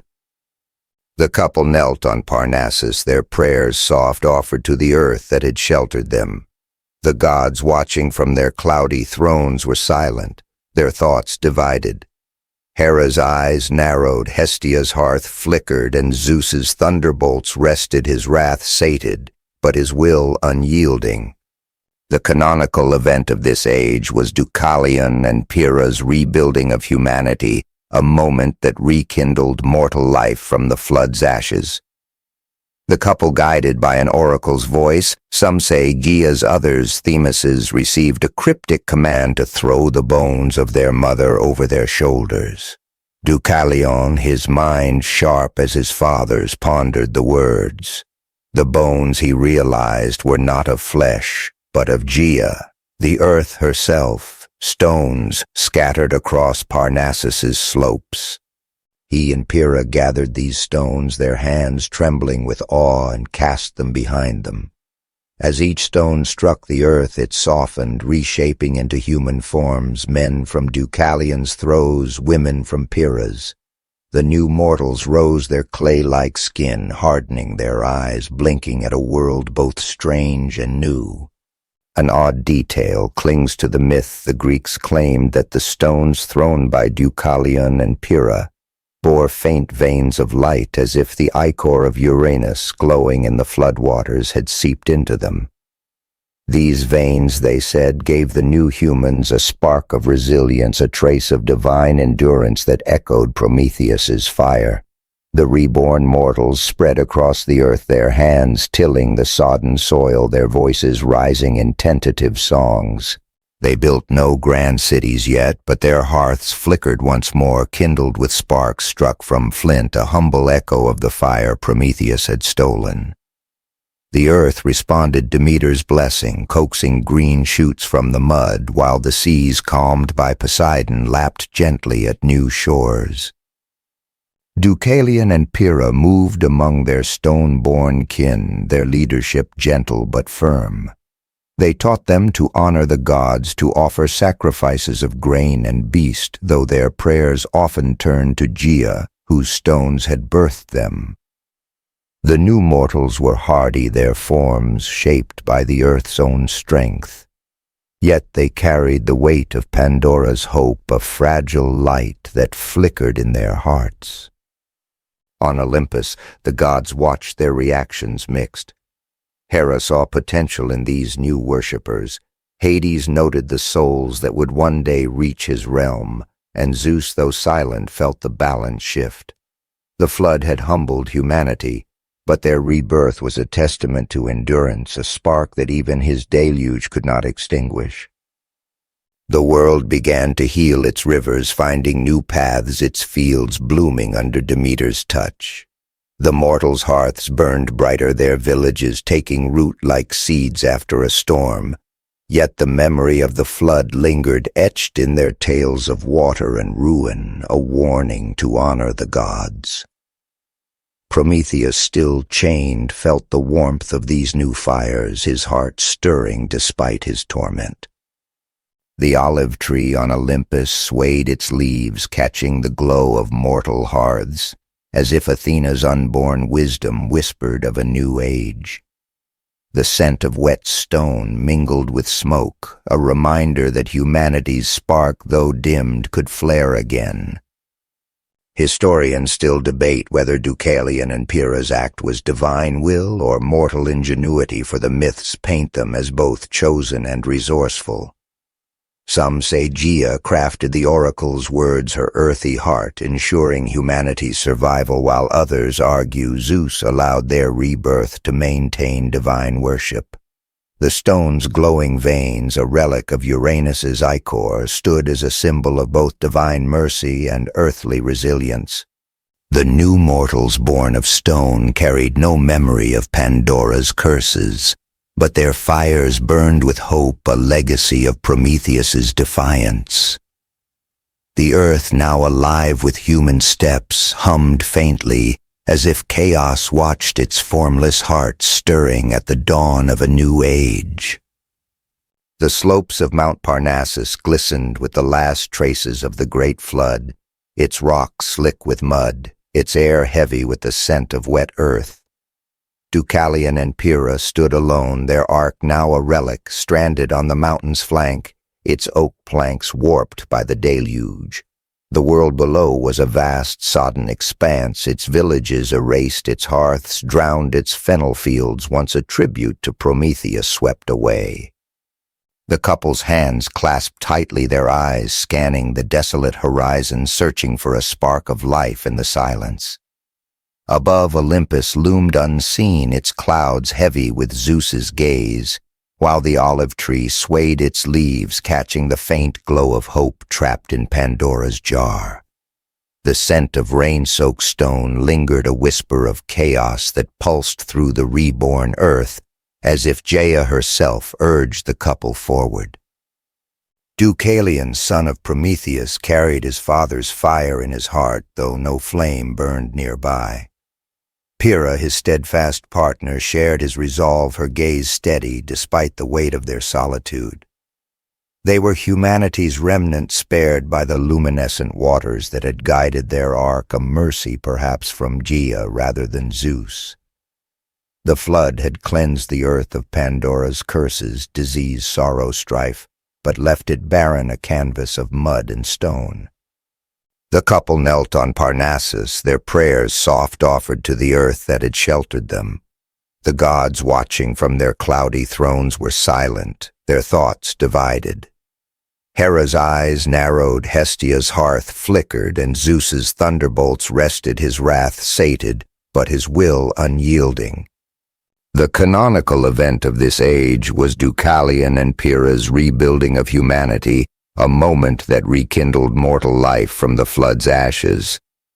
The couple, guided by an oracle's voice, some say Gaia's, others Themis's, received a cryptic command to throw the bones of their mother over their shoulders. Deucalion, his mind sharp as his father's, pondered the words. The bones, he realized, were not of flesh, but of Gaia, the earth herself, stones scattered across Parnassus's slopes. He and Pyrrha gathered these stones, their hands trembling with awe, and cast them behind them. As each stone struck the earth, it softened, reshaping into human forms, men from Deucalion's throes, women from Pyrrha's. The new mortals rose, their clay-like skin hardening their eyes, blinking at a world both strange and new. An odd detail clings to the myth. The Greeks claimed that the stones thrown by Deucalion and Pyrrha bore faint veins of light, as if the ichor of Uranus glowing in the flood waters had seeped into them. These veins, they said, gave the new humans a spark of resilience, a trace of divine endurance that echoed Prometheus's fire. The reborn mortals spread across the earth, their hands tilling the sodden soil, their voices rising in tentative songs. They built no grand cities yet, but their hearths flickered once more, kindled with sparks struck from flint, a humble echo of the fire Prometheus had stolen. The earth responded Demeter's blessing, coaxing green shoots from the mud, while the seas, calmed by Poseidon, lapped gently at new shores. Deucalion and Pyrrha moved among their stone-born kin, their leadership gentle but firm. They taught them to honor the gods, to offer sacrifices of grain and beast, though their prayers often turned to Gaia, whose stones had birthed them. The new mortals were hardy, their forms shaped by the earth's own strength. Yet they carried the weight of Pandora's hope, a fragile light that flickered in their hearts. On Olympus, the gods watched their reactions mixed. Hera saw potential in these new worshippers. Hades noted the souls that would one day reach his realm, and Zeus, though silent, felt the balance shift. The flood had humbled humanity, but their rebirth was a testament to endurance, a spark that even his deluge could not extinguish. The world began to heal its rivers, finding new paths, its fields blooming under Demeter's touch. The mortals' hearths burned brighter, their villages taking root like seeds after a storm. Yet the memory of the flood lingered, etched in their tales of water and ruin, a warning to honor the gods. Prometheus, still chained, felt the warmth of these new fires, his heart stirring despite his torment. The olive tree on Olympus swayed its leaves, catching the glow of mortal hearths, as if Athena's unborn wisdom whispered of a new age. The scent of wet stone mingled with smoke, a reminder that humanity's spark, though dimmed, could flare again. Historians still debate whether Deucalion and Pyrrha's act was divine will or mortal ingenuity, for the myths paint them as both chosen and resourceful. Some say Gaia crafted the oracle's words, her earthy heart, ensuring humanity's survival, while others argue Zeus allowed their rebirth to maintain divine worship. The stone's glowing veins, a relic of Uranus's ichor, stood as a symbol of both divine mercy and earthly resilience. The new mortals born of stone carried no memory of Pandora's curses, but their fires burned with hope, a legacy of Prometheus's defiance. The earth, now alive with human steps, hummed faintly, as if chaos watched its formless heart stirring at the dawn of a new age. Part 13. The earth bloomed anew, its fields kissed by Demeter's gentle hand, its rivers sparkling under Poseidon's calmer tides. Mortals born from the stones of Deucalion and Pyrrha spread across Gaea's surface, their hearths glowing with fires that echoed Prometheus's gift. Their villages rose humble but resilient, their songs weaving tales of flood and rebirth. On Olympus the gods watched, their cloudy halls filled with the scent of ambrosia and the faint hum of mortal prayers. Zeus sat on his throne, his thunderbolts quiet, but his eyes tracked the growing mortal world, wary of its spark.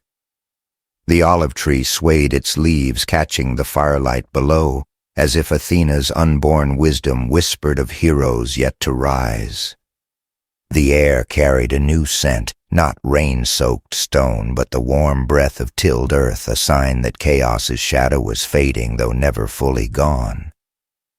This was the heroic age, a time when mortals grew bold, their lives intertwined with divine will. The gods, no longer distant, walked among them, their footsteps leaving traces in mortal tales, springs born from Poseidon's trident groves, sacred to Demeter's touch. Heroes emerged, their blood often mixed with divine ichor, their deeds a bridge between earth and Olympus. These were no ordinary men, they were giants in spirit, their names destined to echo through time. Among them was Heracles, son of Zeus, and the mortal Alcmene, his birth a spark that would blaze through legend. His strength was unmatched, his heart torn between mortal frailty and divine destiny, his life a testament to the gods' meddling and humanity's resilience. The canonical event of this age was the dawning of the heroic age, marked by the rise of demigods like Heracles, whose deeds shaped mortal and divine history. Heracles' birth was no accident. Zeus, enamored with Alcmene's beauty, descended to earth in mortal guise, his divine spark kindling a child of extraordinary power. Hera, ever watchful, saw this as a betrayal, her jealousy, a storm that would shadow Heracles' life. The infant's cradle was barely warm before Hera sent serpents to strangle him, their scales glinting like the runes on Pandora's jar. But Heracles, even as a babe, crushed them with hands that seemed forged by Hephaestus, his laughter a rumble that shook the house. The mortal world buzzed with his tale, their fires burning brighter as they whispered of a hero born to defy fate. An odd detail clings to the myth. The Greeks claimed that the serpent sent by Hera left behind a faint scent of myrrh, as if their venom carried a divine perfume, a reminder of Olympus's reach into mortal lives. This scent, they said, lingered in Heracles' cradle, marking him as both blessed and cursed. His life became a tapestry of trials, each thread woven by divine hands, Zeus's pride, Hera's wrath, Gaea's quiet approval. Mortals revered him, their altars piled with offerings, their songs praising his strength. Yet Heracles was no mere champion. His divine blood made him a pawn in the gods' games, his victories a balance between mortal will and divine decree. The earth responded to his steps, its soil yielding richer harvests, as if Demeter herself smiled on his path. Heracles' early deeds were already legend. He tamed wild beasts, their roars silenced by his hands. He redirected rivers, their waters bending to his will, much like Poseidon's seas. Mortals gathered around their hearths, their tales of Heracles blending with prayers to the gods, their fires a tribute to Prometheus's enduring gift. On Olympus, the gods watched with mixed hearts, Zeus with pride, Hera with a scowl, Athena stirring in Zeus's mind, her wisdom already shaping the hero's path.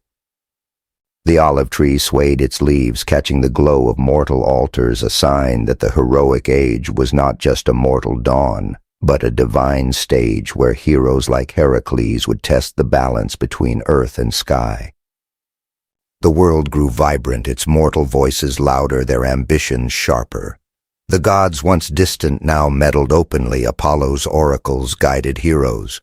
Hermes carried their pleas, and Aphrodite wove love into their hearts. Yet Hera's wrath loomed, her jealousy a shadow over Heracles' life, her schemes a reminder that divine favor was fickle. The scent of myrrh from his cradle followed him, a faint echo of Hera's serpents, as he faced trials that would define the age. Mortals, inspired by his deeds, began to dream beyond their hearths, their hands crafting tools and temples, their eyes turned to Olympus with both awe and defiance. Historians still debate whether the heroic age was shaped by divine will or mortal courage, for the myths paint heroes like Heracles as both pawns and pioneers. Some say Gaia blessed their blood, her earthy heart fueling their strength, while others argue Zeus's dalliances with mortals sowed chaos in Olympus's order. The myrrh-scented serpents, a relic of Hera's wrath, stood as a symbol of both divine interference and mortal resilience.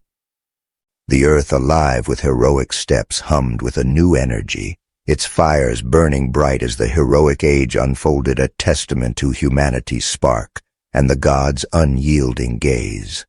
14. The mortal world thrummed with the pulse of the heroic age, its fields lush under Demeter's gaze, its hearths aglow with Prometheus's enduring fire. Villages swelled into towns, their stone walls rising like echoes of Deucalion's stones, their songs weaving Heracles' name into the tapestry of legend. On Olympus the gods leaned closer, their cloudy halls alive with ambrosia's scent and the hum of mortal prayers. Zeus watched his thunderbolts quiet, but his heart stirred by his son's deeds, while Hera's eyes burned with a jealousy that rivaled the storms of old. The olive tree swayed its leaves, catching the flicker of mortal altars, as if Athena, still stirring in Zeus's mind, whispered of trials yet to come. The air carried the warm scent of tilled earth tinged with a faint trace of myrrh, a reminder of Hera's wrath that clung to Heracles like a shadow. Heracles, now a man, towered over mortals, his frame forged by divine blood and earthly toil. His hands, which had crushed Hera's serpents in his cradle, now wielded a club carved from an ancient oak, its grain humming with Gaia's strength. His life, though heroic, was no song of triumph. It was a battlefield, each step a clash with Hera's unrelenting schemes. Driven mad by her divine wrath, he committed a tragic act, slaying his own family in a haze of fury not his own. The grief carved hollows in his heart deeper than Tartarus, and he sought redemption through service to King Eurystheus, a mortal pawn in Hera's game. The gods watched their thoughts divided, Zeus with reluctant pride, Apollo with foresight, Hera with cold satisfaction as Heracles faced a path of impossible tasks. The canonical event of this age was the beginning of Heracles' 12 labors, a series of trials decreed by Eurystheus to atone for his sins and appease Hera's wrath. The labors were no mere penance.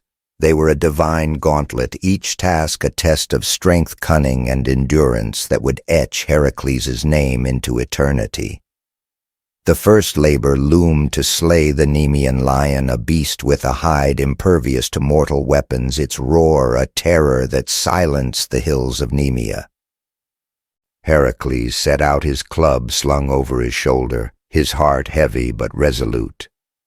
Mortals whispered of his quest, their fires burning brighter, their prayers rising to Zeus and Apollo, though some turned to Gaia, whose earthy heart seemed to guide the hero's steps. An odd detail clings to the myth. The Greeks claimed that the path to Nemea was lined with poppies that bloomed only when Heracles passed their petals red as ichor, as if Gaia wept for his trials. These poppies, they said, carried a faint scent of myrrh, a haunting echo of the serpents from his cradle, marking his journey as both blessed and cursed.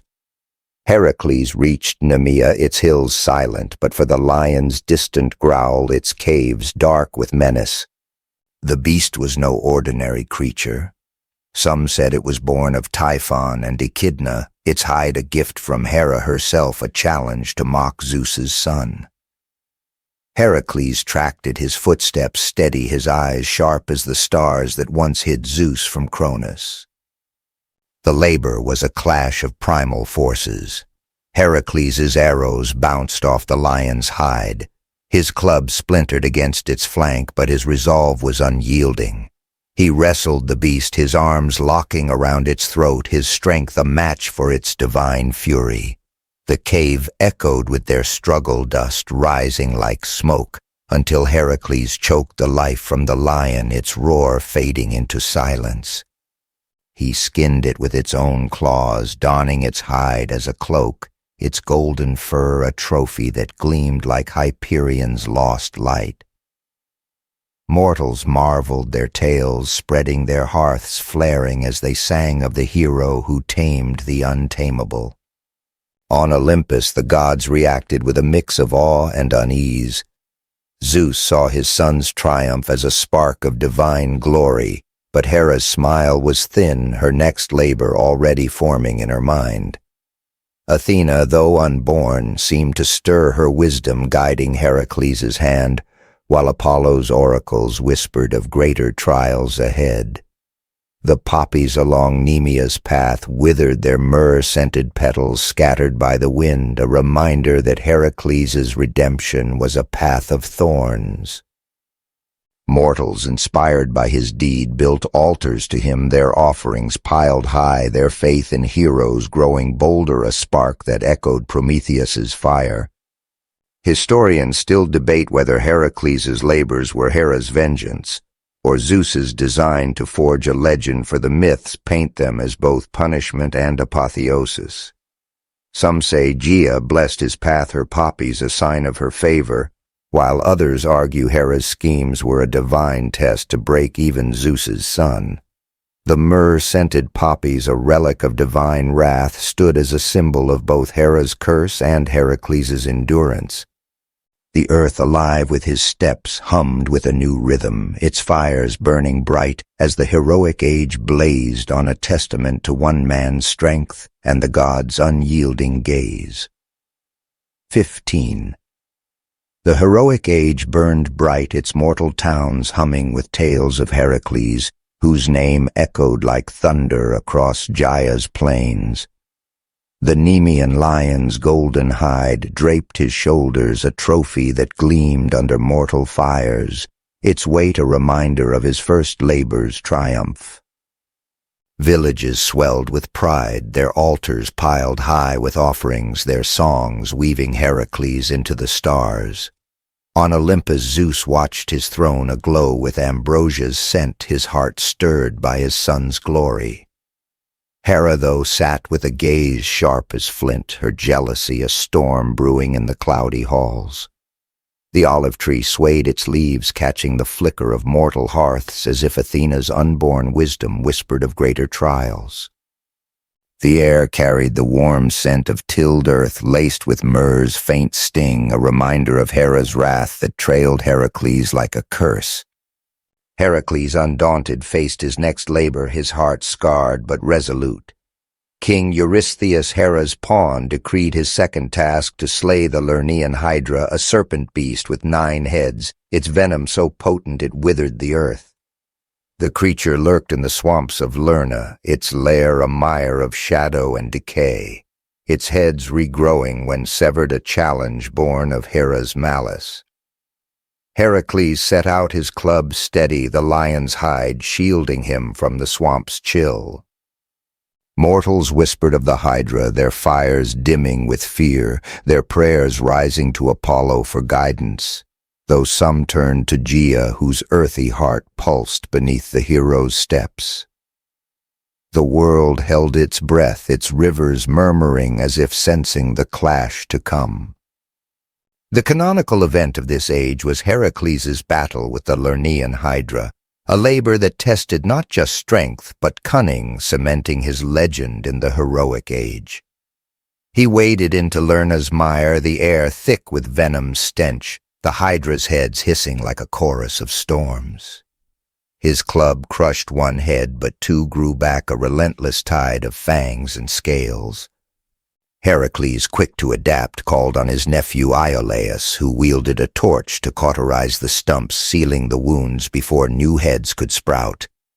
Together they fought Heracles' strength, matched by Iolaus's fire, until the final head, an immortal one, fell under his blade.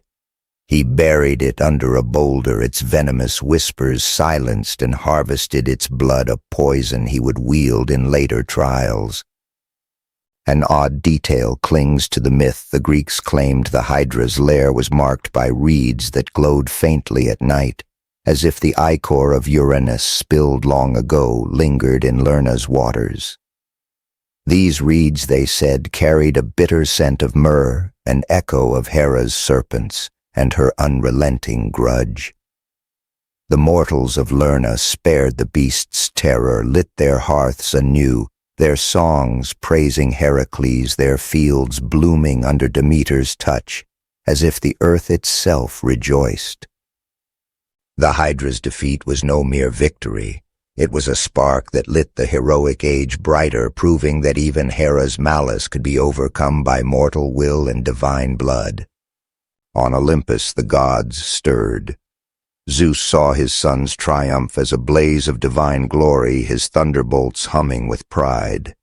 Hera, though, scowled, her next labor already forming like a cloud on the horizon. Apollo's oracle spoke of Heracles' growing legend, while Athena's unborn wisdom seemed to guide his hand, her presence a quiet force in his victories. The reeds of Lerna withered, their myrrh-scented glow fading. But the mortal world burned brighter, their altars heaped with grain, and beast their faith in Heracles, a flame that rivaled Prometheus's gift.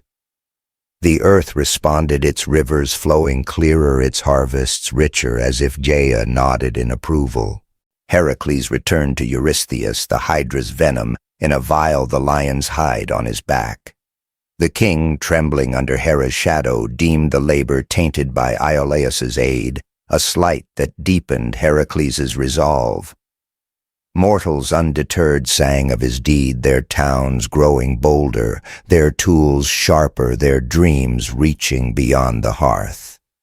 The heroic age was no mere chapter. It was a forge shaping heroes like Heracles into legends that would outlast stone. The gods watching felt the shift, Hera's wrath, Zeus's pride, and the faint hum of mortal ambition, a spark that could one day challenge Olympus itself. Historians still debate whether Heracles' labors were divine tests or Hera's vengeance, for the myths paint them as both crucible and curse. Some say Gaia blessed his path, her glowing reeds a sign of her favor, while others argue Hera's schemes were Zeus's silent plan to forge an immortal hero. The myrrh-scented reeds, a relic of divine malice, stood as a symbol of both Hera's hatred and Heracles' resilience. The earth, alive with his victories, hummed with a new rhythm, its fires blazing as the heroic age surged forward, a testament to one hero's strength and the gods' unyielding gaze. 16. The heroic age pulsed with fervor, its mortal towns alive with Heracles' triumphs, the Nemean lion's hide, and the Lernaean Hydra's venom, now relics of his growing legend. Fields bloomed under Demeter's touch. Rivers sparkled with Poseidon's calm, and mortal hearths burned bright, their flames a tribute to Prometheus's enduring gift. Altars overflowed with offerings, their smoke curling toward Olympus, where Zeus watched his throne steeped in ambrosia's glow, his pride in Heracles tempered by Hera's unyielding wrath. Her gaze, sharp as a storm's edge, plotted the hero's next trial, her jealousy a shadow that darkened the cloudy halls. The olive tree swayed its leaves, catching mortal firelight, as if Athena's unborn wisdom whispered of labors yet to conquer. The air carried the scent of tilled earth laced with myrrh's bitter trace, a haunting echo of Hera's curse that clung to Heracles' path. Heracles, his heart forged in grief and glory, stood ready for his next labor, his resolve a flame that no divine malice could snuff. King Eurystheus, trembling under Hera's influence, decreed his third task to capture the Ceryneian hind, a sacred deer of Artemis, its golden antlers gleaming like dawn, its hooves swifter than Hermes' wings. The hind roamed the hills of Chaeronea, its presence a blessing to the wilds, its capture a near impossible feat meant to provoke Artemis' wrath and test Heracles' restraint. He set out the lion's hide on his shoulders, the hydra's venom secured his steps, steady but wary. Mortals whispered of the hind, their prayers rising to Artemis for mercy, though some turned to Gaia, whose earthy heart seemed to guide the hero's quest. The canonical event of this age was Heracles' pursuit of the Ceryneian hind, a labor that demanded not brute strength but patience and reverence, further etching his name into the heroic age. He tracked the hind across Ceryneia's rugged hills, its golden antlers a beacon in the dawn, its speed a challenge that mocked mortal limits. For a year he followed his steps light to avoid Artemis's ire, his heart tempered by the need to honor the goddess's sacred beast. The chase was no mere hunt. It was a dance of respect, Heracles moving as a guest in Artemis's domain, his club unused, his bow unstrung. At last he cornered the hind by a river, pinning it gently without harm, its golden antlers dimming as it yielded to his care. An odd detail clings to the myth. The Greeks claimed that the river where Heracles captured the hind shimmered with flecks of gold, as if the ichor of Uranus spilled ages ago surfaced to bless the moment. This river, they said, carried a faint scent of myrrh, an echo of Hera's serpents and her schemes, marking the labor as both divine trial and sacred act. Heracles carried the hind to Eurystheus, its hooves barely touching the earth, its eyes calm under his gentle grip. Artemis, watching from her wooded haunts, nodded in approval, her wrath stayed by Heracles' respect. Mortals marveled, their hearths flaring their songs, praising the hero who tamed the untamable without bloodshed, their fields blooming, as if Demeter herself smiled. On Olympus the gods stirred with mixed hearts. Zeus saw his son's triumph as a spark of divine balance, his thunderbolts quiet but proud. Hera, her plans thwarted, scowled, her next labor already brewing like a storm. Apollo's oracles sang of Heracles' growing wisdom, while Athena's unborn presence seemed to guide his restraint, her wisdom a silent force in his victories. The golden-flecked river faded, its myrrh-scented waters flowing on, but the mortal world burned brighter, their altars heaped with offerings, their faith in Heracles, a flame that rivaled the god's own light. The earth responded, its hills greener, its winds softer, as if Gaia whispered her approval. Heracles returned the hind to Artemis's wilds, its golden antlers gleaming once more, and faced Eurystheus, whose fear of the hero grew with each labor. The king, spurred by Hera, dismissed the task's grace, demanding ever greater feats. But Heracles' heart held firm, his grief for his lost family, a fire that fueled his redemption. Mortals, inspired by his deed, built shrines to Artemis and Heracles, their tools carving stone with new skill, their dreams soaring beyond their hearths. The heroic age was a crucible, forging heroes into myths that would outlast the ages, its mortal voices a chorus that even Olympus could not ignore. Historians still debate whether Heracles' labors were Hera's vengeance or a divine forge for his immortality, for the myths paint them as both torment and triumph. Some say Gaia blessed his path, her golden-flecked river a sign of her favor, while others argue Hera's schemes were Zeus's silent plan to craft a hero beyond mortal limits. The myrrh-scented river, a relic of divine malice, stood as a symbol of both Hera's curse and Heracles' reverence. The earth, alive with his victories, hummed with a vibrant rhythm, its fires blazing as the heroic age surged forward, a testament to one hero's heart and the gods' unrelenting gaze. 17. The heroic age surged like a river in flood, its mortal towns vibrant with Heracles' deeds. The Nemean lions hide the Lernaean hydra's venom, and the Cyrenian hind's golden antlers now emblems of his legend. Fields ripened under Demeter's care, seas gleamed with Poseidon's peace, and mortal hearths roared their flames, a testament to Prometheus's stolen spark. Altars smoked with offerings, their scents drifting to Olympus, where Zeus sat his throne, bathed in ambrosia's glow, his pride in Heracles a fire tempered by Hera's unrelenting spite. Her eyes, cold as winter stone, wove the next thread of her vengeance, her schemes darkening the cloudy halls.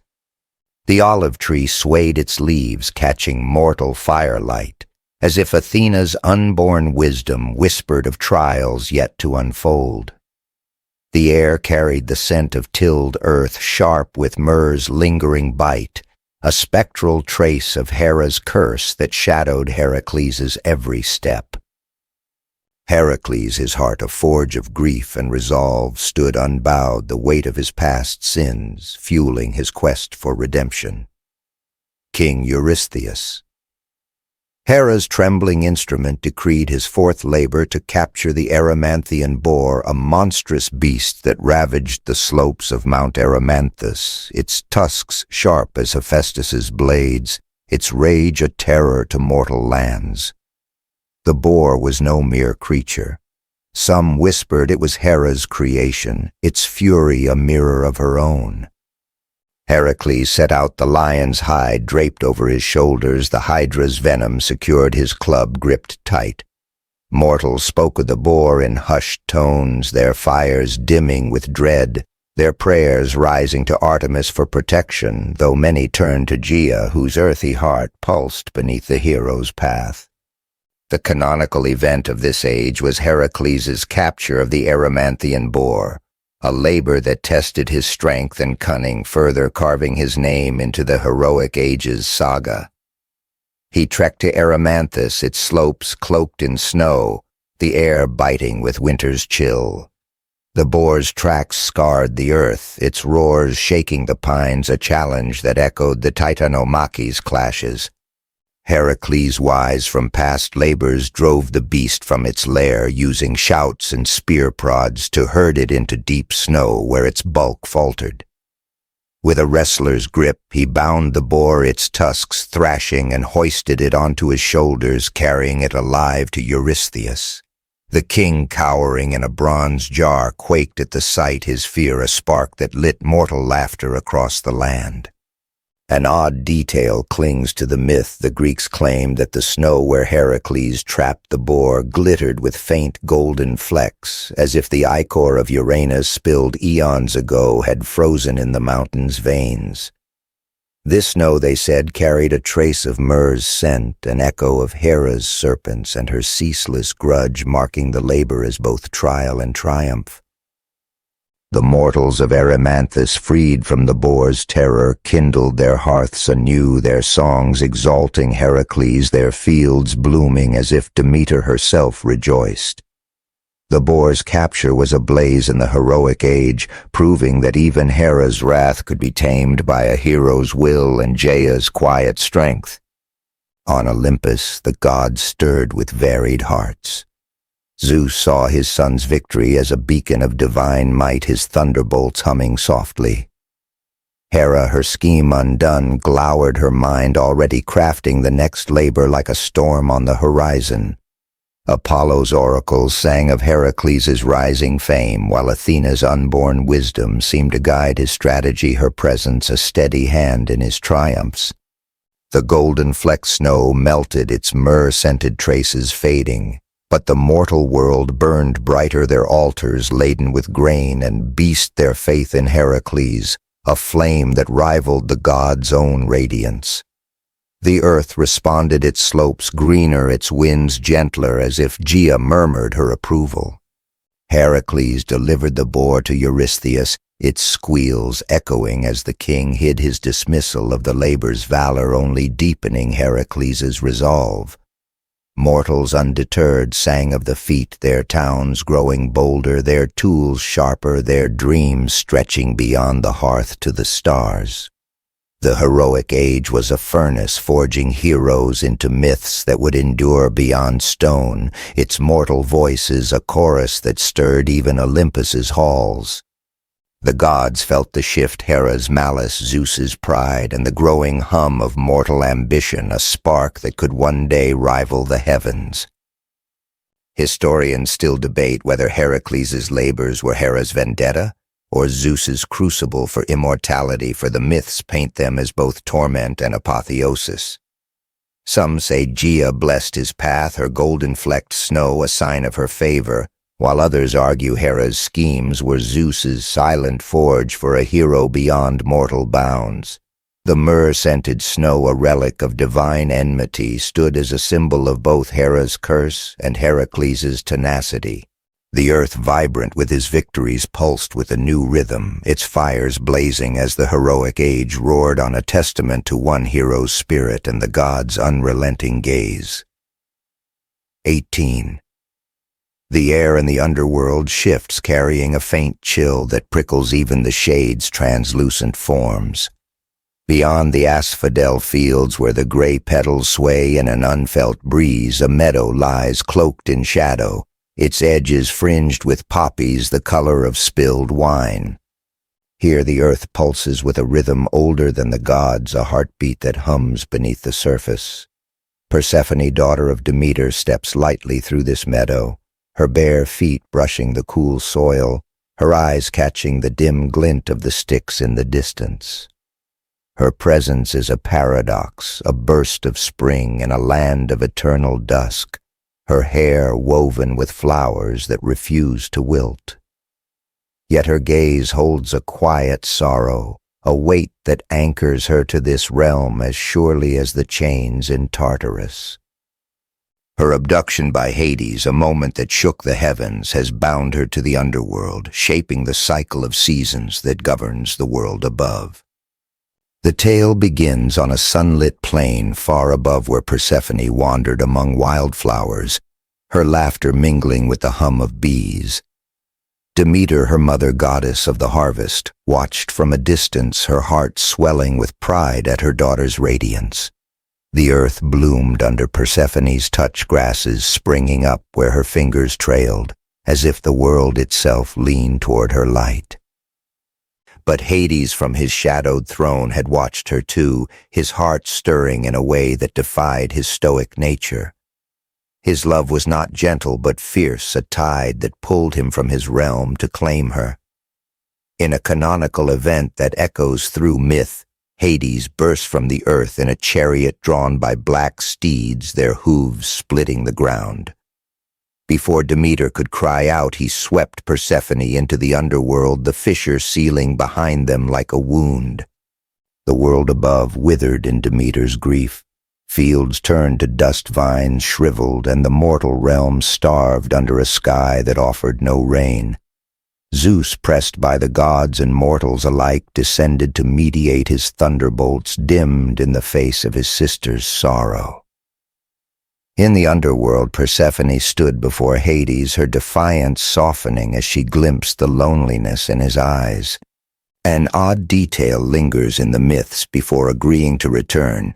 Persephone plucked a pomegranate from that solitary tree in Hades' courtyard, its ruby seeds glinting like promises. She ate 6, their juice staining her lips, though whether by choice or trickery, no tale agrees. Historians still debate whether Persephone's act was a gesture of acceptance binding her to Hades or a moment of naivety that sealed her fate. The compromise struck was as delicate as a spider's thread. For 6 months Persephone would dwell with Hades as queen of the underworld, her presence lending a fleeting warmth to the caverns. For the other 6 she would return to Demeter, and the earth would bloom again.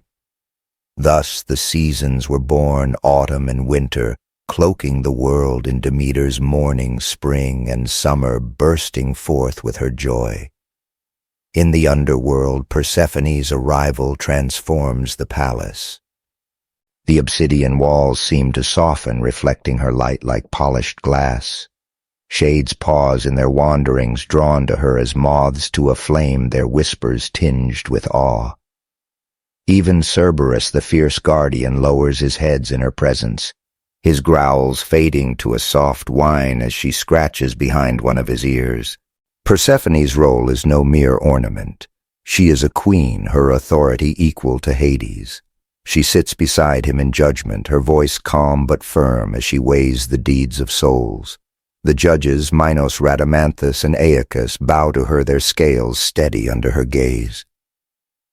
She brings mercy where Hades brings order, granting a weary shade a sip from the Lethe to ease its pain, or guiding a lost soul to the Elysian fields. Yet her heart remains divided, tethered to the sunlit world she left behind. At night she walks the meadow alone, her fingers brushing the poppies, their petals soft as a sigh.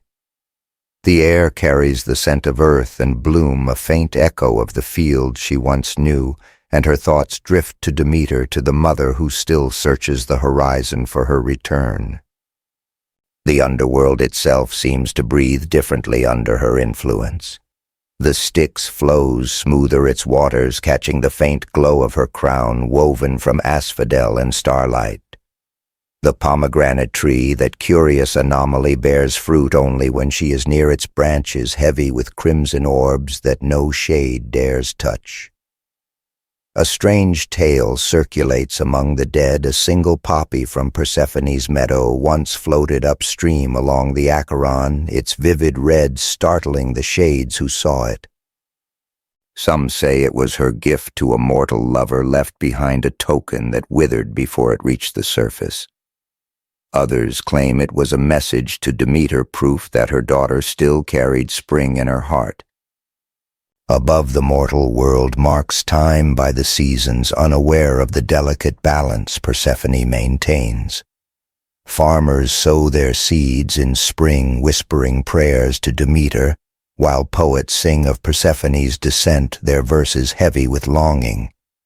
In the underworld, time is measured by her comings and goings, the shades counting the days until her light returns. Hades watches her, his love unspoken but constant, a shadow that clings to her brightness. He knows the cost of her presence, the pain it brings Demeter, yet he cannot release her fully. Their bond forged in that fateful abduction is both a chain and a vow unbreakable as the Styx's current. The meadow where Persephone walks grows quieter as her time nears its end. The poppies droop, their color fading, and the air grows heavy once more. She pauses by the Styx, her reflection wavering in its inky depths, and a single tear falls rippling the surface. Charon, ever silent, watches from his boat, his oar still as if honoring her moment of solitude. The shades whisper of her departure, their voices a soft chorus that carries through the caverns, a lullaby for the queen who brings spring to the dead. As she prepares to ascend, Persephone casts a final glance at Hades, their eyes meeting across the throne room. No words pass between them, but the air hums with understanding, a promise that she will return. The pomegranate tree stands sentinel, its fruit glowing faintly, a reminder of the seeds that bind her to this place. Just as the Titans fell to make way for the Olympians, so too does Persephone bridge two worlds, her steps weaving life and death into a single thread. The caverns sigh as she departs, the shadows deepening, yet her presence lingers, a warmth in the stone, a softness in the air. The underworld waits patient as ever for the moment when her laughter will echo once more, bringing spring to a land that knows no sun. 19. The sea laps gently against the shores of Crete, its waves whispering secrets to the sun-baked stones. In the heart of the island, beneath the sprawling palace of Knossos, a labyrinth twists like a coiled serpent, its walls carved with symbols that seem to pulse in the torchlight. Theseus, Prince of Athens, steps into its shadowed maw, his breath steady, but his heart pounding like a war drum. A ball of thread gifted by the cunning Ariadne trails from his hand, unspooling into the darkness, a lifeline to the world above. The air grows thick with the musk of earth and something fouler, a beastly reek that clings to the stone. Somewhere deep within, the Minotaur waits, its bellows echoing like thunder trapped in a cave, a creature born of divine wrath and human folly. The tale begins with a curse laid upon Crete. King Minos, proud and ambitious, had prayed to Poseidon for a sign of favor, and the sea god sent a magnificent bull, white as sea foam, to rise from the waves. Minos was to sacrifice it, but greed clouded his heart, and he kept the beast, offering a lesser substitute. Enraged, Poseidon wove a cruel punishment. He cursed Minos' wife Pasiphae to fall in love with the bull. From their unnatural union, the Minotaur was born, a monstrous hybrid with a bull's head and a man's body, its hunger insatiable. Confined to the labyrinth built by the genius Daedalus, it became Crete's shame and terror. In a canonical event, Athens, bound by a grim tribute to appease Minos, sent 14 youths and maidens every 7 years to face the beast. Theseus, determined to end this cycle, volunteered his resolve as sharp as the sword at his hip. The labyrinth is a maze of deception, its corridors doubling back, splitting and spiraling into dead ends. Torches flicker, casting shadows that dance like mocking spirits. Theseus's sandals scuff against the stone, the sound swallowed by the Minotaur's distant roars. Ariadne's thread, an odd detail in the myth, is no mere yarn but a silken cord dyed crimson, said to glow faintly in the dark as if imbued with her desperate love for Theseus. She had defied her father Minos to aid the Athenian, her heart torn between loyalty and longing. Historians still debate whether Ariadne's aid was pure affection or a calculated bid for freedom from Crete's gilded cage, her thread a symbol of hope or betrayal. Theseus moves with purpose, his muscles taut, his senses straining. The labyrinth feels alive, its walls seeming to shift when he blinks, as if Daedalus wove enchantment into the stone. The air grows warmer, heavier as he nears the center. The Minotaur's stench, sweat, blood, and animal fury fills his lungs, and he grips his sword, its bronze edge gleaming. The beast is no mere monster. It is a prisoner of its own nature, trapped in a body that knows only hunger and rage. Its eyes, red and wild, catch the torchlight as Theseus rounds a corner, and for a moment man and beast lock gazes. The Minotaur charges hooves, pounding horns lowered, and the clash is swift and brutal. Theseus dances aside his blade, finding the creature's flank, then its heart. The bellows fade to a gurgling sigh, and the Minotaur collapses, its massive form still in the flickering light. The victory is not without cost. Theseus retraces his path, the crimson thread his guide, but his thoughts churn with the weight of what he's done. The Minotaur was a monster, yet also a victim born of divine vengeance and mortal pride. As he emerges into the starlit night, Ariadne waits, her face pale but resolute. She has burned her bridges with Crete, her future now tied to Theseus. Together they board a ship, the black sails of Athens billowing against the moon. Yet a curious tale lingers. Some say the Minotaur's horns left in the labyrinth were later found embedded in the wall, as if the creature's spirit clawed at freedom even in death. The labyrinth itself, sealed by Minos, became a whispered legend, its corridors said to hum with the beast's unrest. Above, the gods watch in silence. Poseidon, his wrath sated by the Minotaur's death, turns his gaze to the sea, while Athena, Theseus's silent patron, nods in approval. The mortals of Crete, unaware of the battle's details, speak of Theseus as a hero, their voices carrying across the island like the wind over olive groves. In Athens, the people await their prince, their hopes pinned on the sails that should turn white in victory. But Theseus, weary from the labyrinth's weight, forgets to signal his triumph, a mistake that will ripple through the myths like a stone dropped in still water. The labyrinth's shadow lingers in Theseus's mind as he sails away. Its twists mirror the paths of his own fate, hero slayer, yet bound by choices that will haunt him. Ariadne at his side clutches the remaining thread, its crimson coil a reminder of repealed 20 Part 20. The sun hangs low over the Peloponnese, casting long shadows across the rugged hills of Tiryns. Dust swirls in the air, stirred by the tread of a man whose name already echoes like a drumbeat in mortal songs. Heracles, son of Zeus, his muscles taut as bowstrings, his eyes burning with a fire that speaks of both divinity and torment. He stands before King Eurystheus, the petty ruler of Mycenae, whose throne seems small in the hero's looming presence.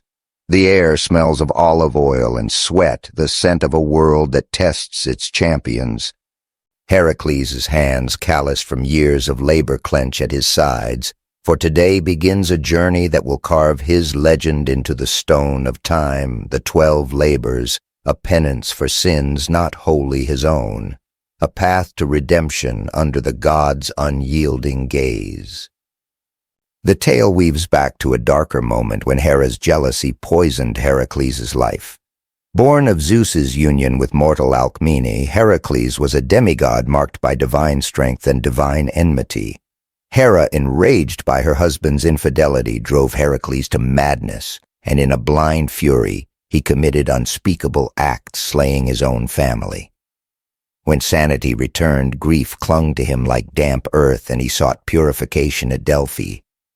The oracle Apollo's voice declared his atonement 10 labors later, 12, when Eurystheus disputed 2 under the command of the cowardly Eurystheus, a king who hid behind his crown.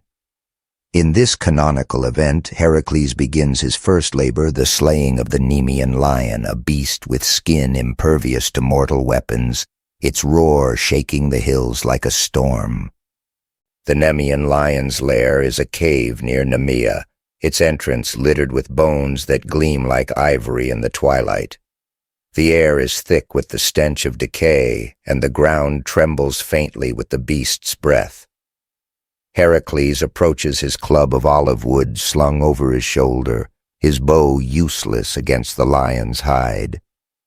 The creature emerges, its golden fur glinting its eyes like twin coals.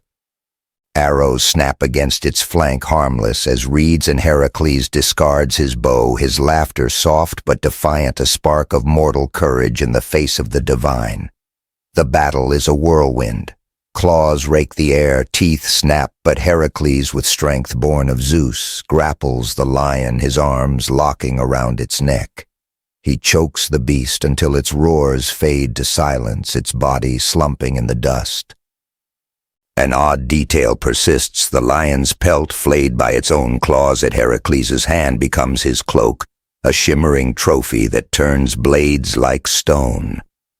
Historians still debate whether this pelt was a gift from the gods or a symbol of Heracles' own indomitable will, its golden sheen a reminder of both triumph and burden. Heracles returns to Tiryns, the lion's carcass slung across his shoulders, its weight a testament to his strength. Eurystheus, trembling behind his throne, decrees the labor valid, but sets the next the Lernaean Hydra, a serpent with heads that regrow when severed. The labors stretch before Heracles like a road through a storm, each task a test, each victory a step toward absolution. The Hydra's swamp reeks of sulfur, its waters bubbling as if alive. Heracles wades in his nephew Iolaus at his side torch in hand. As heads fall, they sear the stumps, halting the creature's regeneration. The battle is grueling, the air thick with hisses and the crackle of flame. But Heracles prevails, though Eurystheus, ever spiteful, later discounts this labor for Iolaus's aid. The labors are more than trials. They are a tapestry of struggle woven into the mortal world. The Augean stables, choked with filth, are cleansed when Heracles diverts a river, its waters roaring like laughter through the muck. The Erymanthian boar, a beast that ravaged fields, is wrestled into chains, its squeals echoing across the hills. Each task tests not just strength, but cunning, patience, and heart. A curious tale lingers from the Stymphalian birds, metallic feathered creatures that darkened the skies. Heracles, gifted a bronze rattle by Athena, drove them from their marsh with a clamor so piercing it shook the stars, a sound some say that mortal shepherds heard for years after faint as a memory in the wind. The gods watch their thoughts, as varied as the winds. Athena lends subtle aid, her wisdom a quiet counterpoint to Hera's malice. Zeus, torn between pride and restraint, gazes from Olympus, his lightning unstruck. Mortals, too, begin to whisper of Heracles, their voices carrying from tavern to temple. In Tyrann's children mimic his stance, clutching sticks as if they were clubs, while elders murmur prayers for his success. The labors reshape the land rivers, shift beasts vanish, and the mortal heart swells with hope that even the god's wrath can be overcome. Yet Heracles carries his grief a shadow heavier than any beast. Each labor is a step toward redemption, but the memory of his lost family lingers sharp as a blade. The Nemean lion's pelt draped across his shoulders is both armor and reminder its weight a constant companion. Just as Persephone's pomegranate bound her to the underworld, so too do Heracles' labors bind him to his fate, each victory a thread in a tapestry that will outlast him. The hills of Tiryns grow quiet as night falls, the stars above burning with a cold, steady light. Heracles rests, his body aching, but his spirit unbowed. The labors stretch before him, Cerberus, the apples of the Hesperides, and more, each a challenge that will test the limits of his divinity and humanity. The wind carries the scent of olive groves and distant seas, a whisper of the world he fights for. In the darkness, Eurystheus schemes, but Heracles dreams of a day when his penance will end, when the gods' scales will balance, and he might find peace. Part 21. The sea stretches wide and restless before the shores of Colchis, its waves glinting like polished bronze under a dawn sky. The Argo, a ship crafted with Athena's blessing, cuts through the water, its timbers creaking under the strain of a long journey. Jason, leader of the Argonauts, stands at the prow, his cloak snapping in the wind, his eyes fixed on the distant horizon where the golden fleece waits. The crew heroes like Orpheus, whose lyre tames the winds, and Atalanta, swift as a deer, move with purpose, their voices low but steady, bound by a shared quest. The air carries the tang of salt and the faint sweet rot of distant marshes, a reminder that Colchis is no welcoming land. This is a place of magic and danger, ruled by King Aeetes, whose heart is as unyielding as the cliffs that guard his kingdom. The tale begins in Iolcus, where Jason, rightful heir to the throne, faced his usurping uncle Peleus. To reclaim his birthright, Peleus set an impossible task: retrieve the golden fleece, a ram's pelt, shimmering with divine light, hung in a sacred grove in Colchis. The fleece, a gift from Zeus to a forgotten king, was guarded by a sleepless dragon, its scales harder than iron.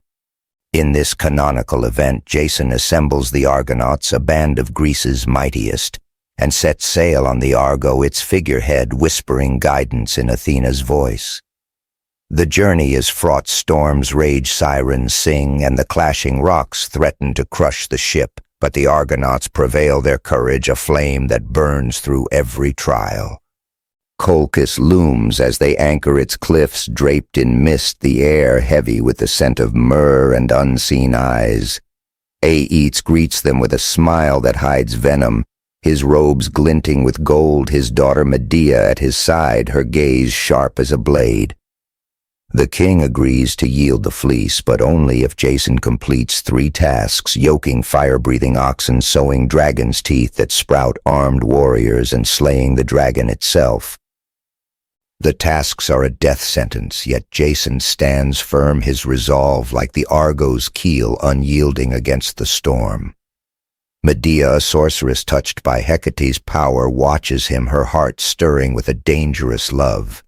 An odd detail clings to the myth: Medea's aid comes not only from magic, but from a salve brewed from herbs that grow only where the sun never shines, which shields Jason from the oxen's flames.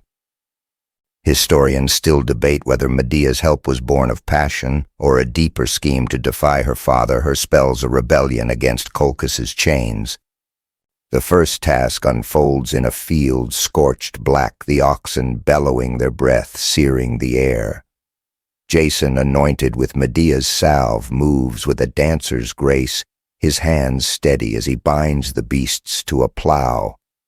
The earth splits under their hooves, and the dragon's teeth, sown like seeds, birth warriors clad in bronze, their spears gleaming. Jason, guided by Medea's whispered plan, hurls a stone among them, and the warriors turn on each other, their clash a cacophony of metal and bone. The grove awaits the fleece, glowing like a captive star, the dragon's coils glinting in the moonlight. Medea's chants lull the beast, her voice a thread of moonlight, and Jason seizes the fleece, its warmth pulsing in his hands. The Argonauts flee Aetes' warships in pursuit, but Medea's magic cloaks the Argo in mist, and the sea swallows their escape. The journey home is no mere return. Medea, now in exile, stands beside Jason, her eyes haunted by the bridges she's burned. A curious tale lingers during the flight. Medea scattered petals from a Colchian flower said to bloom only under a blood moon into the sea. The petals turned to foam, slowing Aetes' ships, a final gift from her homeland's magic. The Argonauts face new perils. Scylla's jaws, Charybdis' whirlpool, but Orpheus's music and Atalanta's speed carry them through. In Iolcus, Peleus' treachery awaits his promises, as hollow as a cracked amphora. Yet the fleece hung in a temple becomes a beacon of triumph, its light a whisper of divine favor. The gods watch their thoughts as tangled as the Argo's ropes. Athena, ever Jason's guide, nods from Olympus, while Hera, weaving her own plans, eyes Medea's growing power. Poseidon stirs the seas, his mood as fickle as the tides. Mortals, hearing of the quest, weave songs that drift from Colchis to Corinth. The fleece, a symbol of what courage can wrest from fate. Jason, clutching the fleece, feels its weight, not just gold, but the lives it cost, the love it sparked. Medea's presence is a flame at his side, warm but perilous, her magic a reminder that victory is never clean.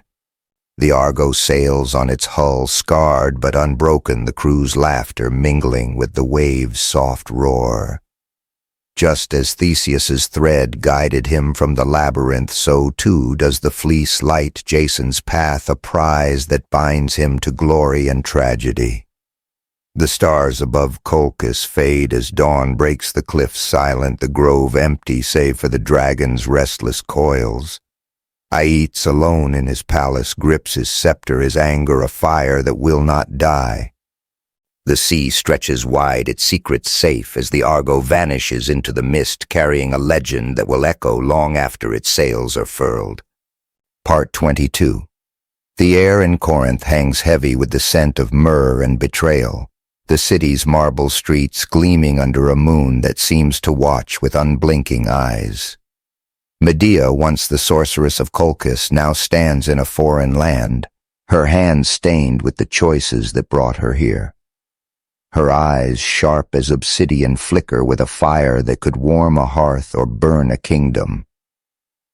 Jason, the hero of the Golden Fleece, paces nearby, his once bright resolve dulled by time and ambition. The Argo, now a relic, rots by the docks, its timbers whispering of voyages past. Corinth buzzes with whispers of their arrival, the people torn between awe for Jason's legend and fear of Medea's power. Here in this city of gilded halls, the seeds of love sown in Colchis turn bitter, and Medea's vengeance begins to weave a tragedy that will sear itself into the myths. The tale traces back to Iolcus, where Jason returned triumphant, the Golden Fleece, a blazing testament to his valor. But Peleus, the usurping king, refused to yield the throne, his promises crumbling like dry clay. Medea, fierce and cunning, took matters into her own hands, weaving a spell to deceive Peleus's daughters into killing their father, believing they could restore his youth. The act, a canonical event, secured Jason's crown, but stained their union with blood. Fleeing Iolcus's wrath, they sought refuge in Corinth, where King Creon offered sanctuary and a new temptation. Creon's daughter Glauce, young and radiant, caught Jason's eye, and he, seeking power over love, agreed to marry her, casting Medea aside. This betrayal ignites Medea's fury, her heart a furnace where love and rage burn as one. Medea's chamber in Corinth is a shadowed sanctuary, its walls draped with herbs that hum with faint magic. She moves with purpose, grinding roots that smell of earth, and secrets her chants low and rhythmic like a heartbeat in the dark. Her pain is not just personal. It is cosmic, a wound that echoes the gods' own feuds. She sends Glauce a gift, a golden robe and crown woven with spells that shimmer like sunlight on water. An odd detail clings to the tale. The robe, said to be dyed with venom from a serpent that once guarded the fleece, was so beautiful that Glauce could not resist wearing it, even as it burned her flesh to ash. Historians still debate whether Medea's act was pure vengeance or a desperate cry to reclaim her honor, her magic, a blade turned against the world that scorned her. The tragedy unfolds in a single searing day. Glauce dons the robe, her laughter turning to screams as flames consume her, the crown melting into her hair. Creon, rushing to save his daughter, is caught in the fire, their cries echoing through Corinth's halls. Jason, spared but shattered, confronts Medea, his voice raw with grief and rage. She stands unyielding, her children, their children at her side, their small hands clutching her robes. In a final unthinkable act, Medea takes their lives, denying Jason even the solace of legacy. She flees in a chariot drawn by dragons, a gift from her grandfather Helios, the sun god, its wheels trailing sparks across the sky. The city watches frozen as her silhouette vanishes, a shadow swallowed by the dawn. Corinth weeps, its streets hush, the air thick with the scent of ash and sorrow. A curious tale lingers, a single herb from Medea's chamber, overlooked in the chaos, took root in the palace courtyard, blooming into a flower that glows faintly at night, as if mourning her lost sons. The gods, watching from Olympus, are divided. Hera, who once favored Jason, turns away, while Hecate, goddess of witchcraft, nods to Medea's power. Mortals, too, are split, some cursing Medea as a monster, others whispering of her as a woman wronged, her vengeance a mirror to their own buried pains. Medea's flight leaves a void, her name a curse and a legend. Jason, broken, wanders Corinth's docks, the Argo's decay a reflection of his own. The fleece, hung in a temple, no longer shines, its light dimmed by the blood it cost. The city rebuilds, but the scars remain etched in the stones, and in the songs of bards who sing of love turn to ash. Just as Theseus's forgotten signal doomed his father, so too does Jason's betrayal doom his future, his glory unraveling like a frayed thread. The night settles over Corinth, the stars dim as if in mourning. The sea whispers against the shore, carrying Medea's name to distant lands where it will echo in tales of power and pain. The palace stands silent, its halls empty save for the faint glow of that lone flower, a reminder of a woman who loved fiercely and destroyed with equal fire. The gods turn their eyes elsewhere, their games unending, while mortals clutch their children closer, fearing the shadows that linger where love and vengeance meet. Part 23. Thebes rises from the plain like a crown of stone, its 7 gates gleaming under a sun that seems to hesitate above the city's cursed soil. Dust swirls in the streets, carrying the scent of olive oil and the faint tang of fear, for Thebes is a place where fate weaves its tightest knots. Oedipus, its king, stands tall in the palace courtyard. His brow furrowed, his eyes searching the horizon as if answers might ride in on the wind. The people look to him, their savior from the Sphinx, but a shadow clings to his name, a whisper of prophecy that hums like a distant storm. The air is heavy with the weight of secrets, and the gods watching from their lofty perch know that Oedipus's path is a thread pulled taut, ready to snap. The tale begins years earlier when Oedipus, born to King Laius and Queen Jocasta of Thebes, was marked by a cruel oracle. The prophecy foretold he would kill his father and marry his mother, a fate so monstrous that Laius ordered the infant abandoned on Mount Cithaeron, his feet pierced and bound. Yet fate, like the rivers of the underworld, cannot be diverted. A shepherd found the child, and Oedipus was raised in Corinth as the son of King Polybus. Ignorant of his true origins, he grew strong and bold, his mind sharp as a blade. When a drunken man at a feast hinted he was not Polybus's son, Oedipus sought the oracle at Delphi only to hear the same dread prophecy. Fleeing Corinth to spare his supposed parents, he set out for Thebes, unaware that his true parents awaited him there. On a narrow road where 3 paths met like the veins of a leaf, Oedipus encountered a chariot. The driver, a proud man with graying hair, demanded he yield. Words turned to blows, and Oedipus, in a flash of rage, struck the man down, Laius, his father, though neither knew it. This canonical event, the slaying of Laius at the crossroads, set the tragedy in motion. Oedipus continued to Thebes, where the Sphinx terrorized the city, devouring those who failed to solve her riddle. What walks on 4 legs in the morning, 2 at noon, and 3 in the evening? Oedipus, with a mind honed by years of questioning, answered man. The Sphinx, undone, leapt to her death, and Thebes hailed Oedipus as savior, crowning him king and giving him Jocasta's hand. The palace is a maze of marble and shadow, its halls echoing with the laughter of Oedipus and Jocasta's children, Antigone, Ismene, Eteocles, and Polynices. Yet a plague now grips Thebes, the crops withering, the people dying. Oedipus, determined to save his city again, sends for answers. The oracle reveals that Laius's killer must be found, and Oedipus, unaware of his own guilt, vows to root out the truth. The air grows thick with omens, birds fall silent, and a blind seer, Tiresias, speaks in riddles, his voice like dry leaves. An odd detail lingers. Tiresias, struck blind by Athena for seeing her bathe, was gifted prophecy and compensation, his words sharp as the truth Oedipus dreads. Historians still debate whether Tiresias's reluctance to speak was mercy or cruelty, his silence a shield against the king's unraveling fate. The truth emerges like a wound reopening.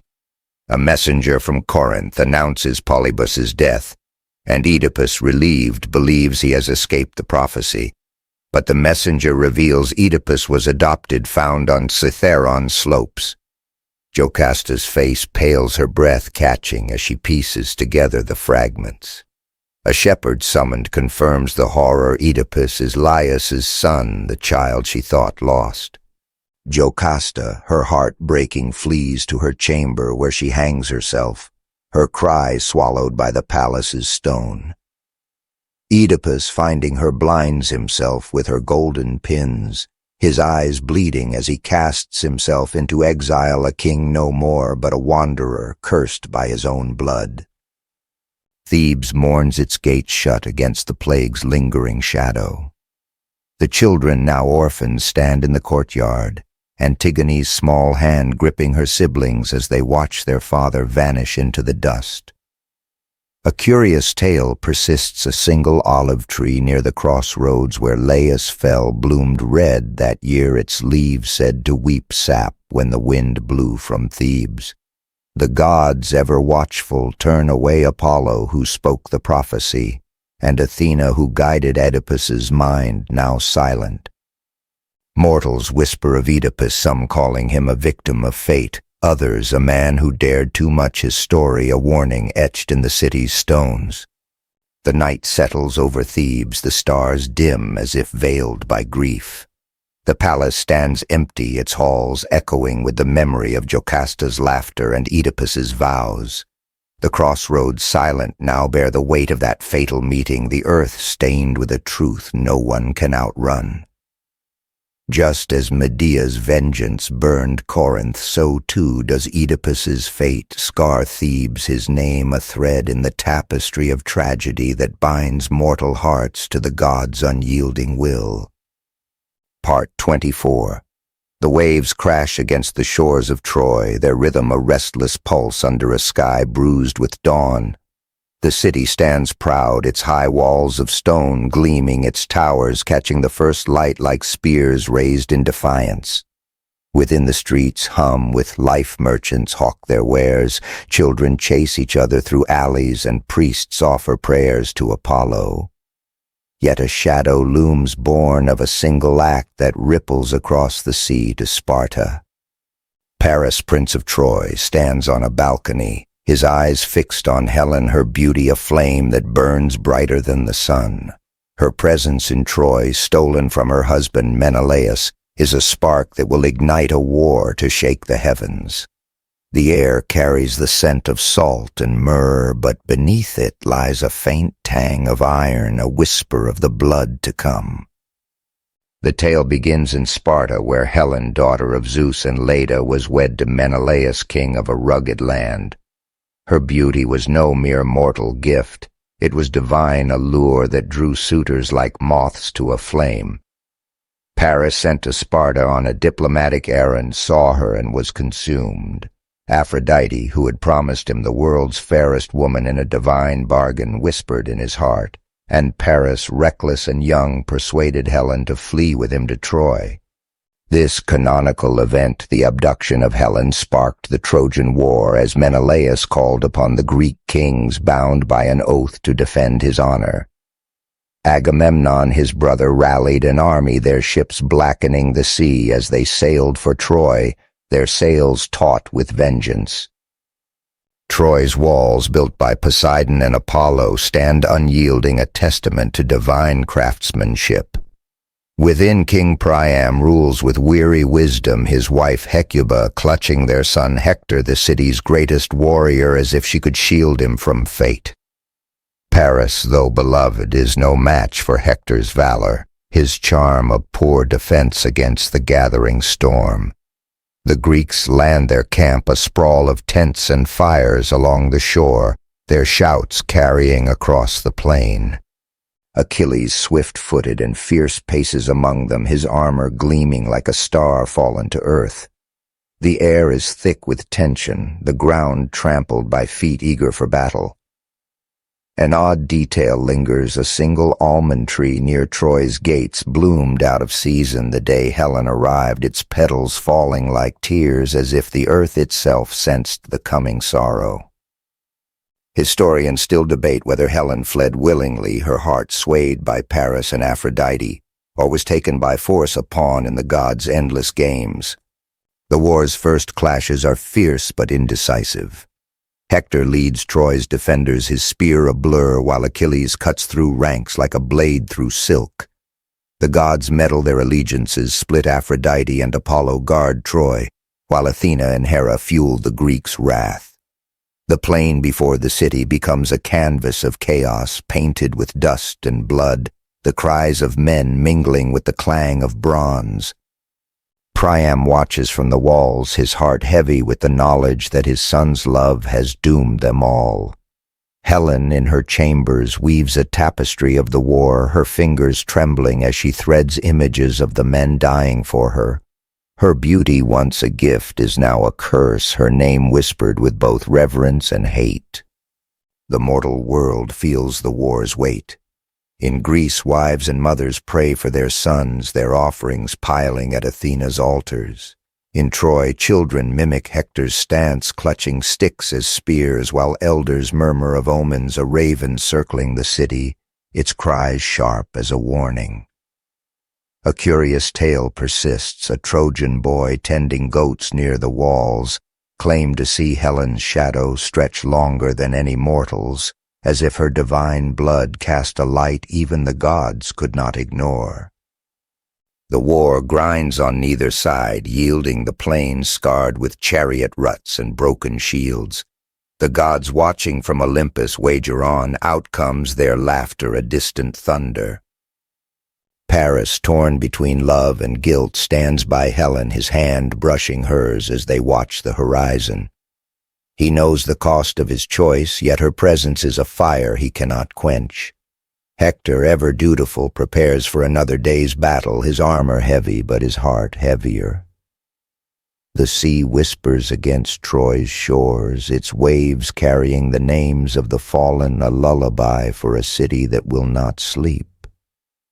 Just as Oedipus's fate bound him to Thebes' ruin, so too does Paris's act bind Troy to its destiny, a spark that will burn until the walls crumble. The night falls, the stars above Troy burning with a cold, steady light. The city sleeps uneasily, its dreams filled with the clash of swords and the shadow of ships. Helen's tapestry grows thread by thread, a record of a war that will outlive them all. The gods turn their eyes to the next dawn, their plans as tangled as the threads in Helen's loom, while the mortal world braces for the fire that will consume it. Part 25. The plain before Troy churns with dust, a haze that clings to the air like a shroud stirred by the tread of warriors and the wheels of chariots. The city's walls loom in the distance, their stones scarred but unbowed, while the Greek camp sprawls along the shore, its tents flapping in a wind that carries the scent of salt and sweat. Achilles, son of Peleus, and the sea nymph Thetis, stands apart, his bronze armor glinting like a flame in the dawn. His eyes sharp as a hawk's burn with a rage that could topple gods. The Trojan War, now in its 10th year, has become his stage, and his wrath, sparked by a slight to his honor, shapes the tide of battle.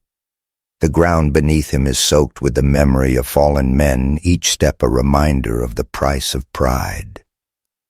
The tale turns to a moment of discord among the Greeks. Agamemnon, their leader, had claimed Briseis, a captive woman dear to Achilles, as his own, a prize to replace one returned to appease Apollo's wrath.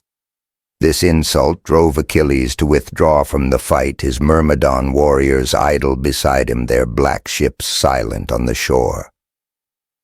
In this canonical event, Achilles' rage, as sung in the Iliad, shifts the war's balance, emboldening the Trojans under Hector's command. Without Achilles, the Greeks falter, their lines crumbling like sand against the tide. Hector, Troy's bulwark, leads charges that push the Greeks back to their ships, his spear a streak of death, his shouts rallying men who fight for home and kin. The battlefield is a cacophony of bronze and bone, the air thick with the tang of blood and the cries of the dying. Hector, clad in armor that gleams like polished oak faces, Greek heroes, Ajax, Diomedes, Odysseus, but none can match his fire. The gods, ever meddling, weave their own threads. Apollo cloaks Hector in strength, while Athena whispers strategies to the Greeks. Achilles, watching from his tent, feels his heart pull two ways, his pride a chain, his loyalty a spur. An odd detail lingers. A single hawk, said to be sent by Zeus, circled Achilles' camp each dawn, dropping a feather that burned to ash before it touched the ground, as if urging him to return.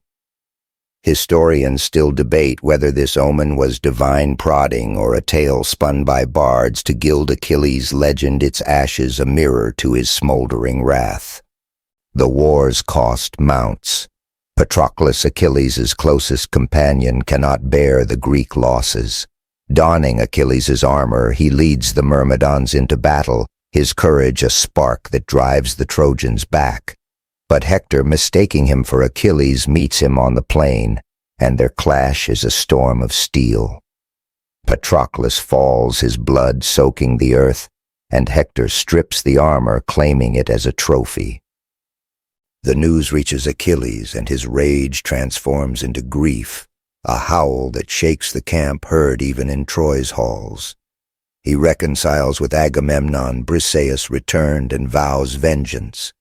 Thetis, his mother, brings him new armor forged by Hephaestus, its shield a cosmos of stars and cities gleaming with divine fire. Achilles returns to the fray, a force like a river in flood. He cuts through Trojan ranks, his spear relentless, until he faces Hector outside Troy's gates. The duel is swift, brutal. Hector's spear glances off Achilles' shield, but Achilles finds its mark, piercing Hector's throat. As Hector falls, he warns of Achilles' own doom, his voice a whisper against the wind. Achilles, unheeding, ties Hector's body to his chariot and drags it before Troy's walls, a desecration that silences even the gods. Priam, Hector's father, later braves the Greek camp, his plea for his son's body softening Achilles' heart, a fleeting glimpse of mercy and a heart forged for war. The mortal world feels the weight of Achilles' wrath. In Troy, women weep for Hector, their voice is a chorus that drifts over the walls. In the Greek camp, soldiers whisper of Achilles as both savior and storm his name, a blade that cuts both ways. A curious tale persists. A Trojan girl watching Hector's fall claimed the earth beneath him bloomed with poppies, their red petals a silent tribute echoing Persephone's meadow. The gods watching shift their gaze. Apollo mourns Hector while Athena eyes the war's end. The plain grows quiet at night, the stars above burning with a cold light, their patterns a map of a war that nears its climax. Achilles, his vengeance sated, feels no peace. Hector's warning lingers a shadow on his heart, for Thetis once told him his fate glory or a long life, but not both. Just as Medea's love turned to ash, so too does Achilles' rage burn through his days, each victory a step toward his end. The sea whispers against the shore, its waves carrying the names of the fallen, a lullaby for a hero who will not rest. Part 26. The sea stretches endless before Ithaca, its waves a restless murmur under a sky heavy with stars.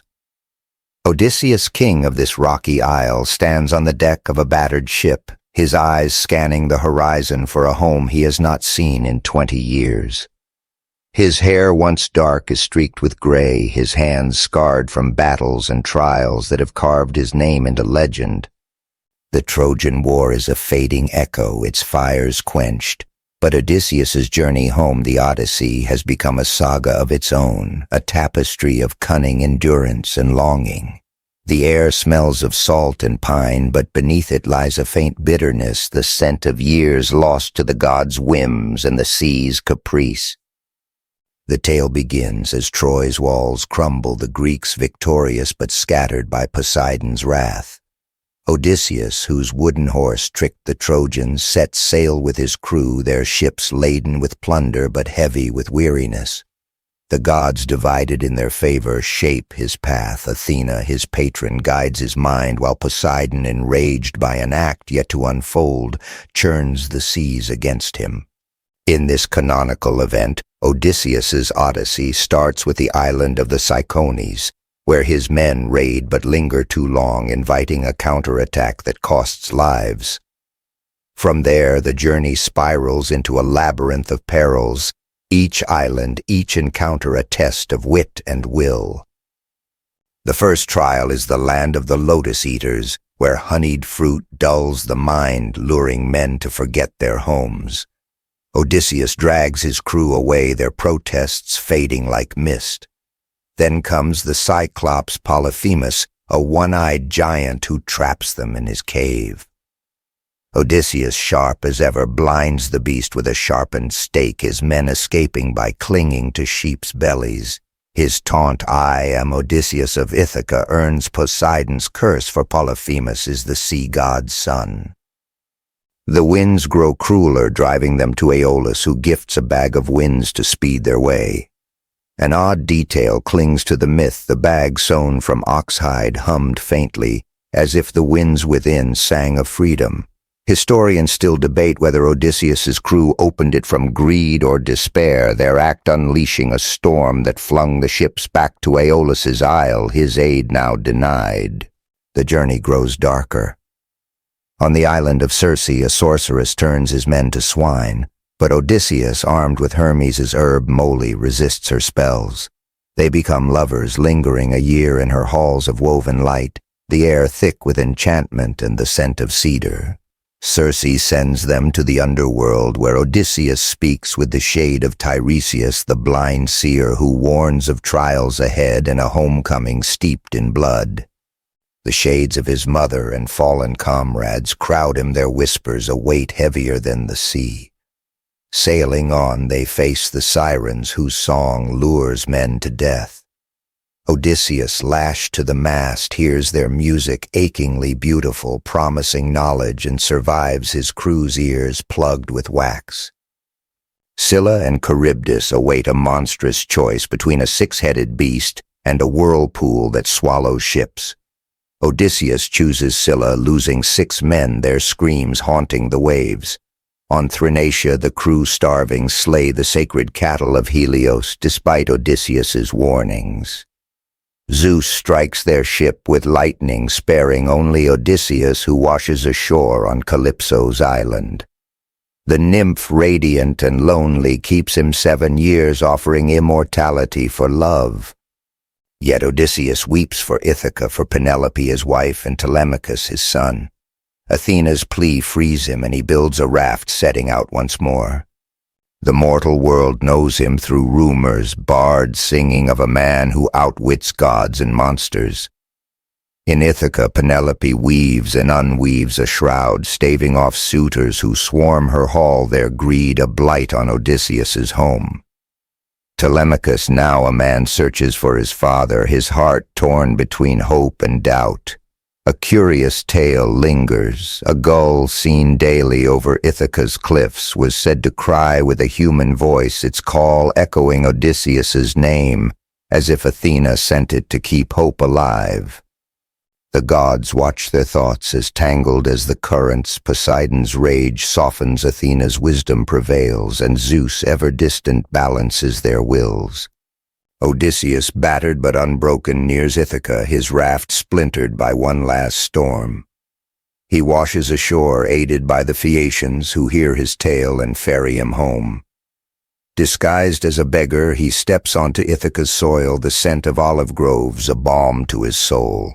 The suitor's end looms his bow strung for vengeance, but for now he pauses the stars above a map of his trials. Just as Achilles' wrath burned through Troy, so too does Odysseus's cunning light his path, each step a thread in a tapestry of homecoming. The night wraps Ithaca in silence, the seas murmur a lullaby for a king who dreams of hearth and home. The gods turn their eyes to the dawn, where Odysseus's final reckoning waits his legend, a flame that will burn beyond the waves. Part 27. The air in the underworld is thick with the scent of damp stone and fading asphodel, a realm where shadows cling like damp cloth and silence hums with the weight of eternity. Orpheus, the poet whose lyre could charm stones, descends a winding path to Hades' realm, his steps soft but resolute, his heart a drumbeat of hope and grief. His lyre slung across his back gleams faintly, its strings still warm from songs that once tamed rivers. Eurydice, his beloved, is lost to him, her life snuffed out by a viper's bite on their wedding day. Now Orpheus ventures where few living souls dare, his music a key to unlock the gates of death. The Styx glimmers below its waters, black as ink, and Cerberus's growls echo a low rumble that stirs the cavern's dust. The tale begins in Thrace, where Orpheus and Eurydice danced under olive trees, their love a melody that seemed to quiet the winds. Her death, swift and cruel, left Orpheus hollow, his songs turning to laments that made the forests weep. No mortal art could soothe him, so he sought the underworld, guided by tales of heroes who braved its depths. In this canonical event, Orpheus's descent to retrieve Eurydice tests the power of music against death's unyielding grip. He crosses the Styx cairns oar still as the ferryman listens spellbound to the lyre's notes. Cerberus, the three-headed hound, lowers his maws, his growls softening to a whine as Orpheus plays each chord a thread of light in the dark. Hades' palace looms its obsidian walls reflecting the lyre's faint glow. Persephone, queen of the shadowed realm, watches Orpheus approach, her eyes soft with memories of spring. Hades, stern but curious, sits beside her, his throne cold as the void. Orpheus's song fills the hall, a melody of love and loss that makes shades pause, their whispers stilled. Even the Furies, those relentless avengers, weep tears of molten iron, their wings folding in reverence. An odd detail lingers, a single string on Orpheus's lyre, said to be woven from Eurydice's hair, snapped during his song, yet its echo lingered as if her voice joined his plea. Historians still debate whether this string was a gift from Apollo or a mortal craft imbued with love, its breaking a omen of the trial to come. Hades, moved by the music, grants Orpheus's request. Eurydice may return to the living, but only if he ascends without looking back until they reach the upper world. Orpheus nods his heart, a storm of hope, and Eurydice's shade follows her steps, silent as a dream. The path is steep, the air growing colder, the light of the surface a distant promise. Orpheus plays to steady his nerves, the lyre's notes a lifeline, but doubt creeps in like damp into stone. Is she truly behind him? The silence is deafening, broken only by his own breath and the faint hum of his strings. Just as the first rays of sunlight touch his face, he turns unable to bear the uncertainty. Eurydice, pale and radiant, stands just beyond the threshold, her eyes wide with love and sorrow. She fades, her hand outstretched, her voice a whisper swallowed by the dark. Orpheus stumbles into the sunlight alone, his lyre falling silent. The world above feels hollow, its colors muted, its air lacking the warmth of her presence. He wanders, his songs now dirges, shunned by the gods for his failure. A curious tale persists. A Thracian stream near where Orpheus mourned began to sing faintly at night, its waters carrying notes that echoed his lost melody, as if Eurydice's spirit lingered there. The gods watching are divided. Apollo, patron of music, mourns his pupil, while Hades upholds his rule unmoved. Mortals, hearing Orpheus's tale, sing it by their hearths, their voices trembling with the fear of love, lost to a single glance. Thrace grows quiet as Orpheus's life fades, torn apart by Maenads. In a frenzy, his lyre cast into a river that carries it to the sea. Yet its strings still hum a faint music that drifts on the waves, a testament to love that defied death. Just as Odysseus's cunning carried him through trials, so too did Orpheus's music pierce the underworld, a fleeting victory against fate's iron grip. The stars above burn steady, their light a faint echo of Eurydice's fading form, guiding Orpheus's shade to join her at last. The night settles over the underworld, the Styx flowing silent, its waters reflecting a sky it cannot see. Hades and Persephone sit in their hall, the echo of Orpheus's song, a memory that lingers like dust in the air.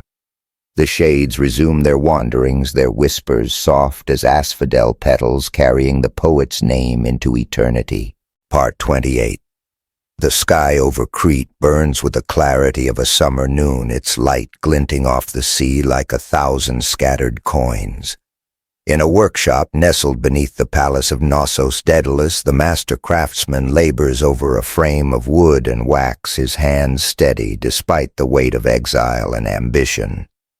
His son Icarus watches, his young eyes bright with dreams of flight, his laughter mingling with the clatter of tools. The air smells of beeswax and olive wood, but beneath it lies a faint tang of desperation, for Daedalus and Icarus are prisoners of King Minos, their freedom a prize that demands wings. The workshop's walls are etched with sketches of birds, their arcs a map to the sky, but the sea beyond whispers of perils that no blueprint can tame. The tale begins with Daedalus's fall from grace. Once Athens' greatest inventor, he fled to Crete after a crime some say jealousy drove him to kill his nephew, a rival craftsman. Minos welcomed his genius, tasking him with building the labyrinth to cage the Minotaur. But when Theseus slew the beast and escaped with Ariadne, Minos blamed Daedalus, imprisoning him and Icarus in a tower above Knossos. Unwilling to languish, Daedalus crafted wings from feathers and wax, a marvel born of necessity. In this canonical event, Icarus's flight and fall become a cautionary tale, his wings a symbol of human yearning and hubris. Daedalus warns his son, fly neither too high lest the sun melt the wax, nor too low lest the sea claim him. Icarus nods, his heart soaring before his wings ever do. The moment arrives at dawn, the cliffs of Crete silent save for the waves' soft roar. Daedalus binds the wings to Icarus's shoulders, the wax warm and pliable, the feathers rustling like a living thing. They leap from the tower, the air catching them, and for a moment the world is theirs. The sea sparkles below, the sky stretches endless above, and Crete shrinks to a speck. Daedalus flies steady, his eyes fixed on the horizon, but Icarus, drunk on freedom, climbs higher, his laughter a bright thread in the wind. The sun, unyielding, softens the wax, and feathers begin to drift free, each one a silent warning. Icarus heedless soars until the wings falter, and he plunges a comet of feathers and wax into the sea that now bears his name. Daedalus lands alone on a distant shore, his hands trembling as he buries the wings, the wax still warm with the memory of flight. The sea's surface is calm, its depths hiding Icarus's form, but the waves carry a faint echo of his final cry. An odd detail lingers, a single feather caught in a current, washed ashore days later, its quill unbroken, as if Icarus's spirit clung to the world he loved. Historians still debate whether Icarus's fall was mere disobedience or a deliberate reach for the divine, his flight a mirror to the gods' own untamed desires. The mortal world feels the loss in whispers. Fishermen along Crete's coast speak of a boy who flew like a god, their nets heavy with sorrow. In Knossos, Minos learns of the escape, his anger a storm that shakes the palace, but Daedalus is beyond his reach. The craftsman wanders, his genius now a burden, his heart tethered to the sea that claimed his son. A curious tale persists. A flock of gulls seen years later near the Icarian Sea flew in a perfect arc, their cries forming a melody that sailors swore was Daedalus's lament, as if the birds carried Icarus's dream. The gods watching from Olympus are silent.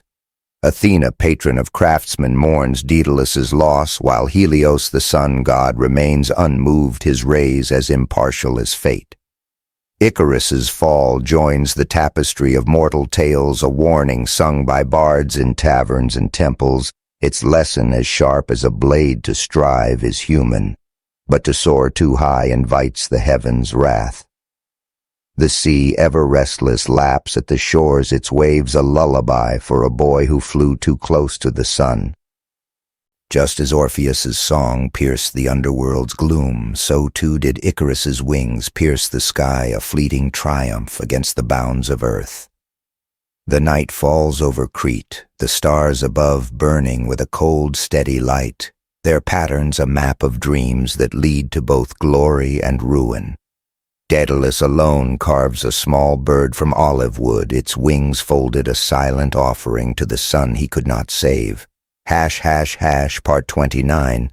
The hills of Phrygia shimmer under a noonday sun, their slopes dotted with olive groves and the glint of a river winding like a silver thread.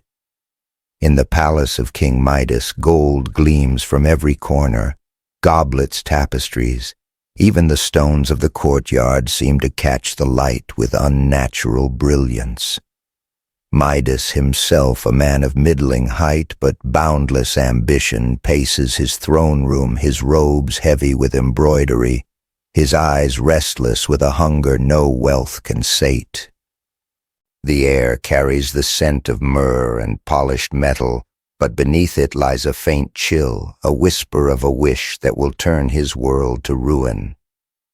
His touch, once ordinary, now transforms all it meets to gold, a gift and curse from Dionysus that will etch his name into the myths. The tale begins with Midas's kindness to Silenus, Dionysus's drunken mentor, found wandering Phrygia's fields. Midas, ever gracious, sheltered the old satyr, offering wine and song before returning him to Dionysus. The god, grateful, offered a single wish. Midas, his heart gleaming with greed, asked for the power to turn all he touched to gold. In this canonical event, the golden touch becomes Midas's blessing and bane, a lesson in the peril of unchecked desire. At first he delights in his gift, vases, chairs, even apples in his garden gleam with molten light. The palace becomes a treasury, its halls a labyrinth of gold, each step ringing with the clink of metal. But joy sours quickly. A loaf of bread turns to gold in his hands, its crust unyielding as stone. Wine solidifies in his cup, a glittering mockery of thirst. His daughter, running to embrace him, freezes into a golden statue, her smile fixed, her warmth stolen. Midas's cry echoes through the palace, a sound that silences the courtiers' murmurs. He falls to his knees, his hands hovering over her shining form, afraid to touch even the air. An odd detail lingers, a single rose in the garden, spared his touch, wilted the moment he wept, its petals falling as if in sympathy. Historians still debate whether Midas's wish was born of simple greed or a deeper need to secure his legacy, his golden touch a mirror to the mortal hunger for eternity. Desperate Midas seeks Dionysus, his pleas carried on the wind to the god's vineyard. Dionysus, lounging amid grapevines heavy with fruit, listens, his eyes glinting with amusement and pity. He instructs Midas to bathe in the river Pactolus, whose waters will wash away the curse. Midas journeys to the river, its current cold and swift, and plunges in the gold, leaching from his hands like ink from a scroll. The riverbed glitters thereafter, its sands flecked with gold, a lasting echo of his folly. Returning to his palace, Midas finds his daughter restored, her laughter a melody that softens the gleam of his throne room. Yet the memory of her golden form lingers a shadow in his dreams. Phrygia breathes again, its people whispering of their king's humbling. The palace, though still rich, feels warmer, its halls filled with the scent of bread and wine no longer frozen in gold. A curious tale persists. A sparrow nesting in Midas's garden was said to sing with a metallic trill after his curse was lifted, as if it had brushed his golden hand and carried its echo. The gods, watching from Olympus, turn away Dionysus to his revels, Apollo to his lyre, while mortals sing of Midas, their voices weaving a cautionary tale by hearths and altars. His name becomes a proverb, a warning that desire unchecked turns even blessings to dust. Midas rules on his ambition, tempered his heart, tethered to the daughter he nearly lost. The river Pactolus flows its golden sands, a reminder of a wish that burned too bright. Just as Icarus's wings carried him to ruin, so too did Midas's touch gild his world to breaking a lesson in the fragility of mortal dreams. The night settles over Phrygia, the stars above soft as candlelight, their glow a quiet contrast to the gold that once blinded a king. The palace grows still, its halls echoing with the memory of laughter and tears.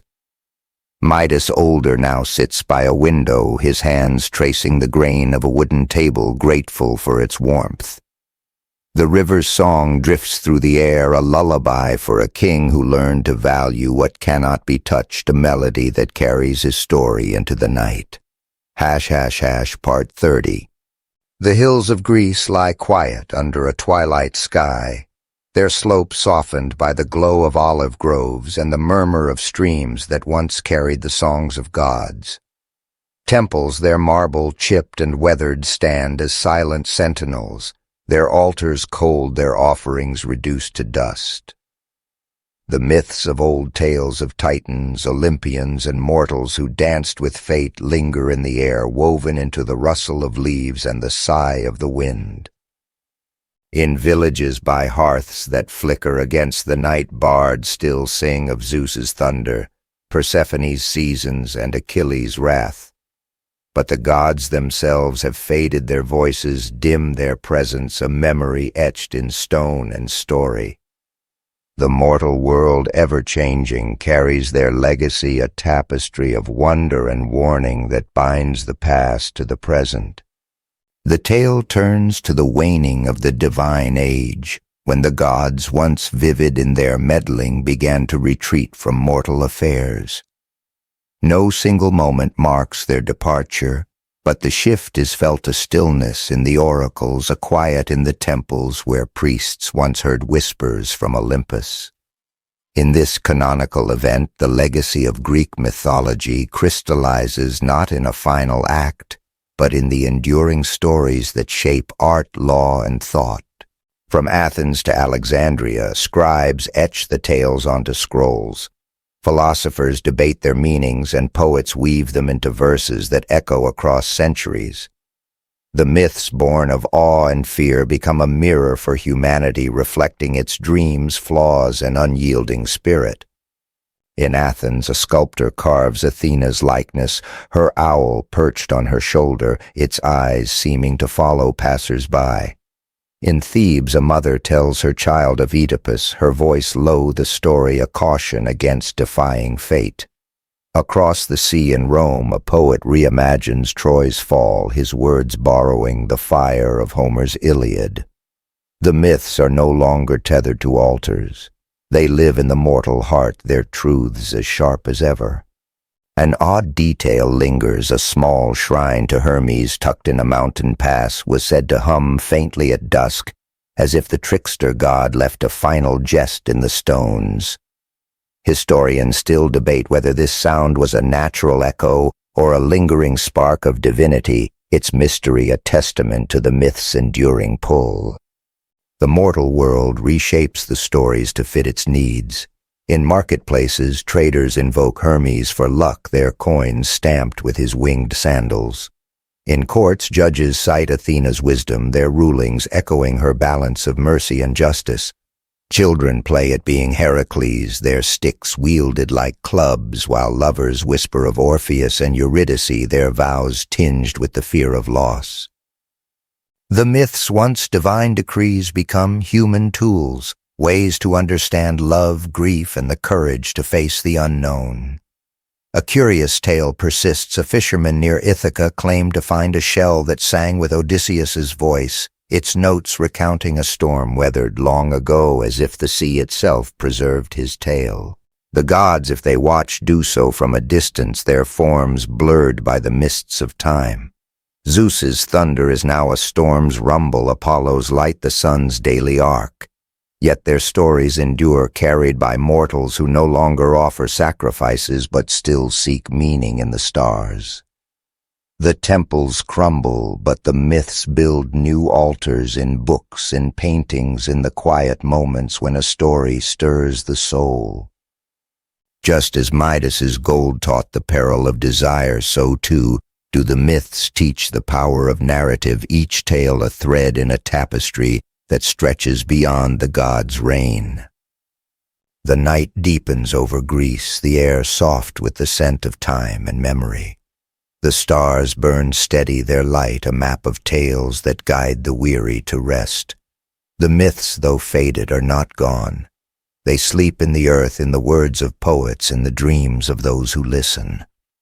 As the world turns, their echoes linger, a lullaby for a land that loved its gods too fiercely to let them die. The hills grow still, their shadows lengthening as the moon climbs higher, its light a silver veil over Greece. The temples, the heroes, the gods, they dissolve into the night, their forms softening like wax in a flame. Time has claimed them as it claims all things, leaving only stories delicate as spider silk, strong as bronze. The sea whispers against the shores, its waves carrying the names of Achilles, Medea, Icarus, and countless others, their voices blending into a single, endless note. The mortal world sleeps its dreams heavy with the weight of a past that shaped it, a past that lingers in the rustle of leaves and the flicker of stars. Close your eyes now and let the echoes fade.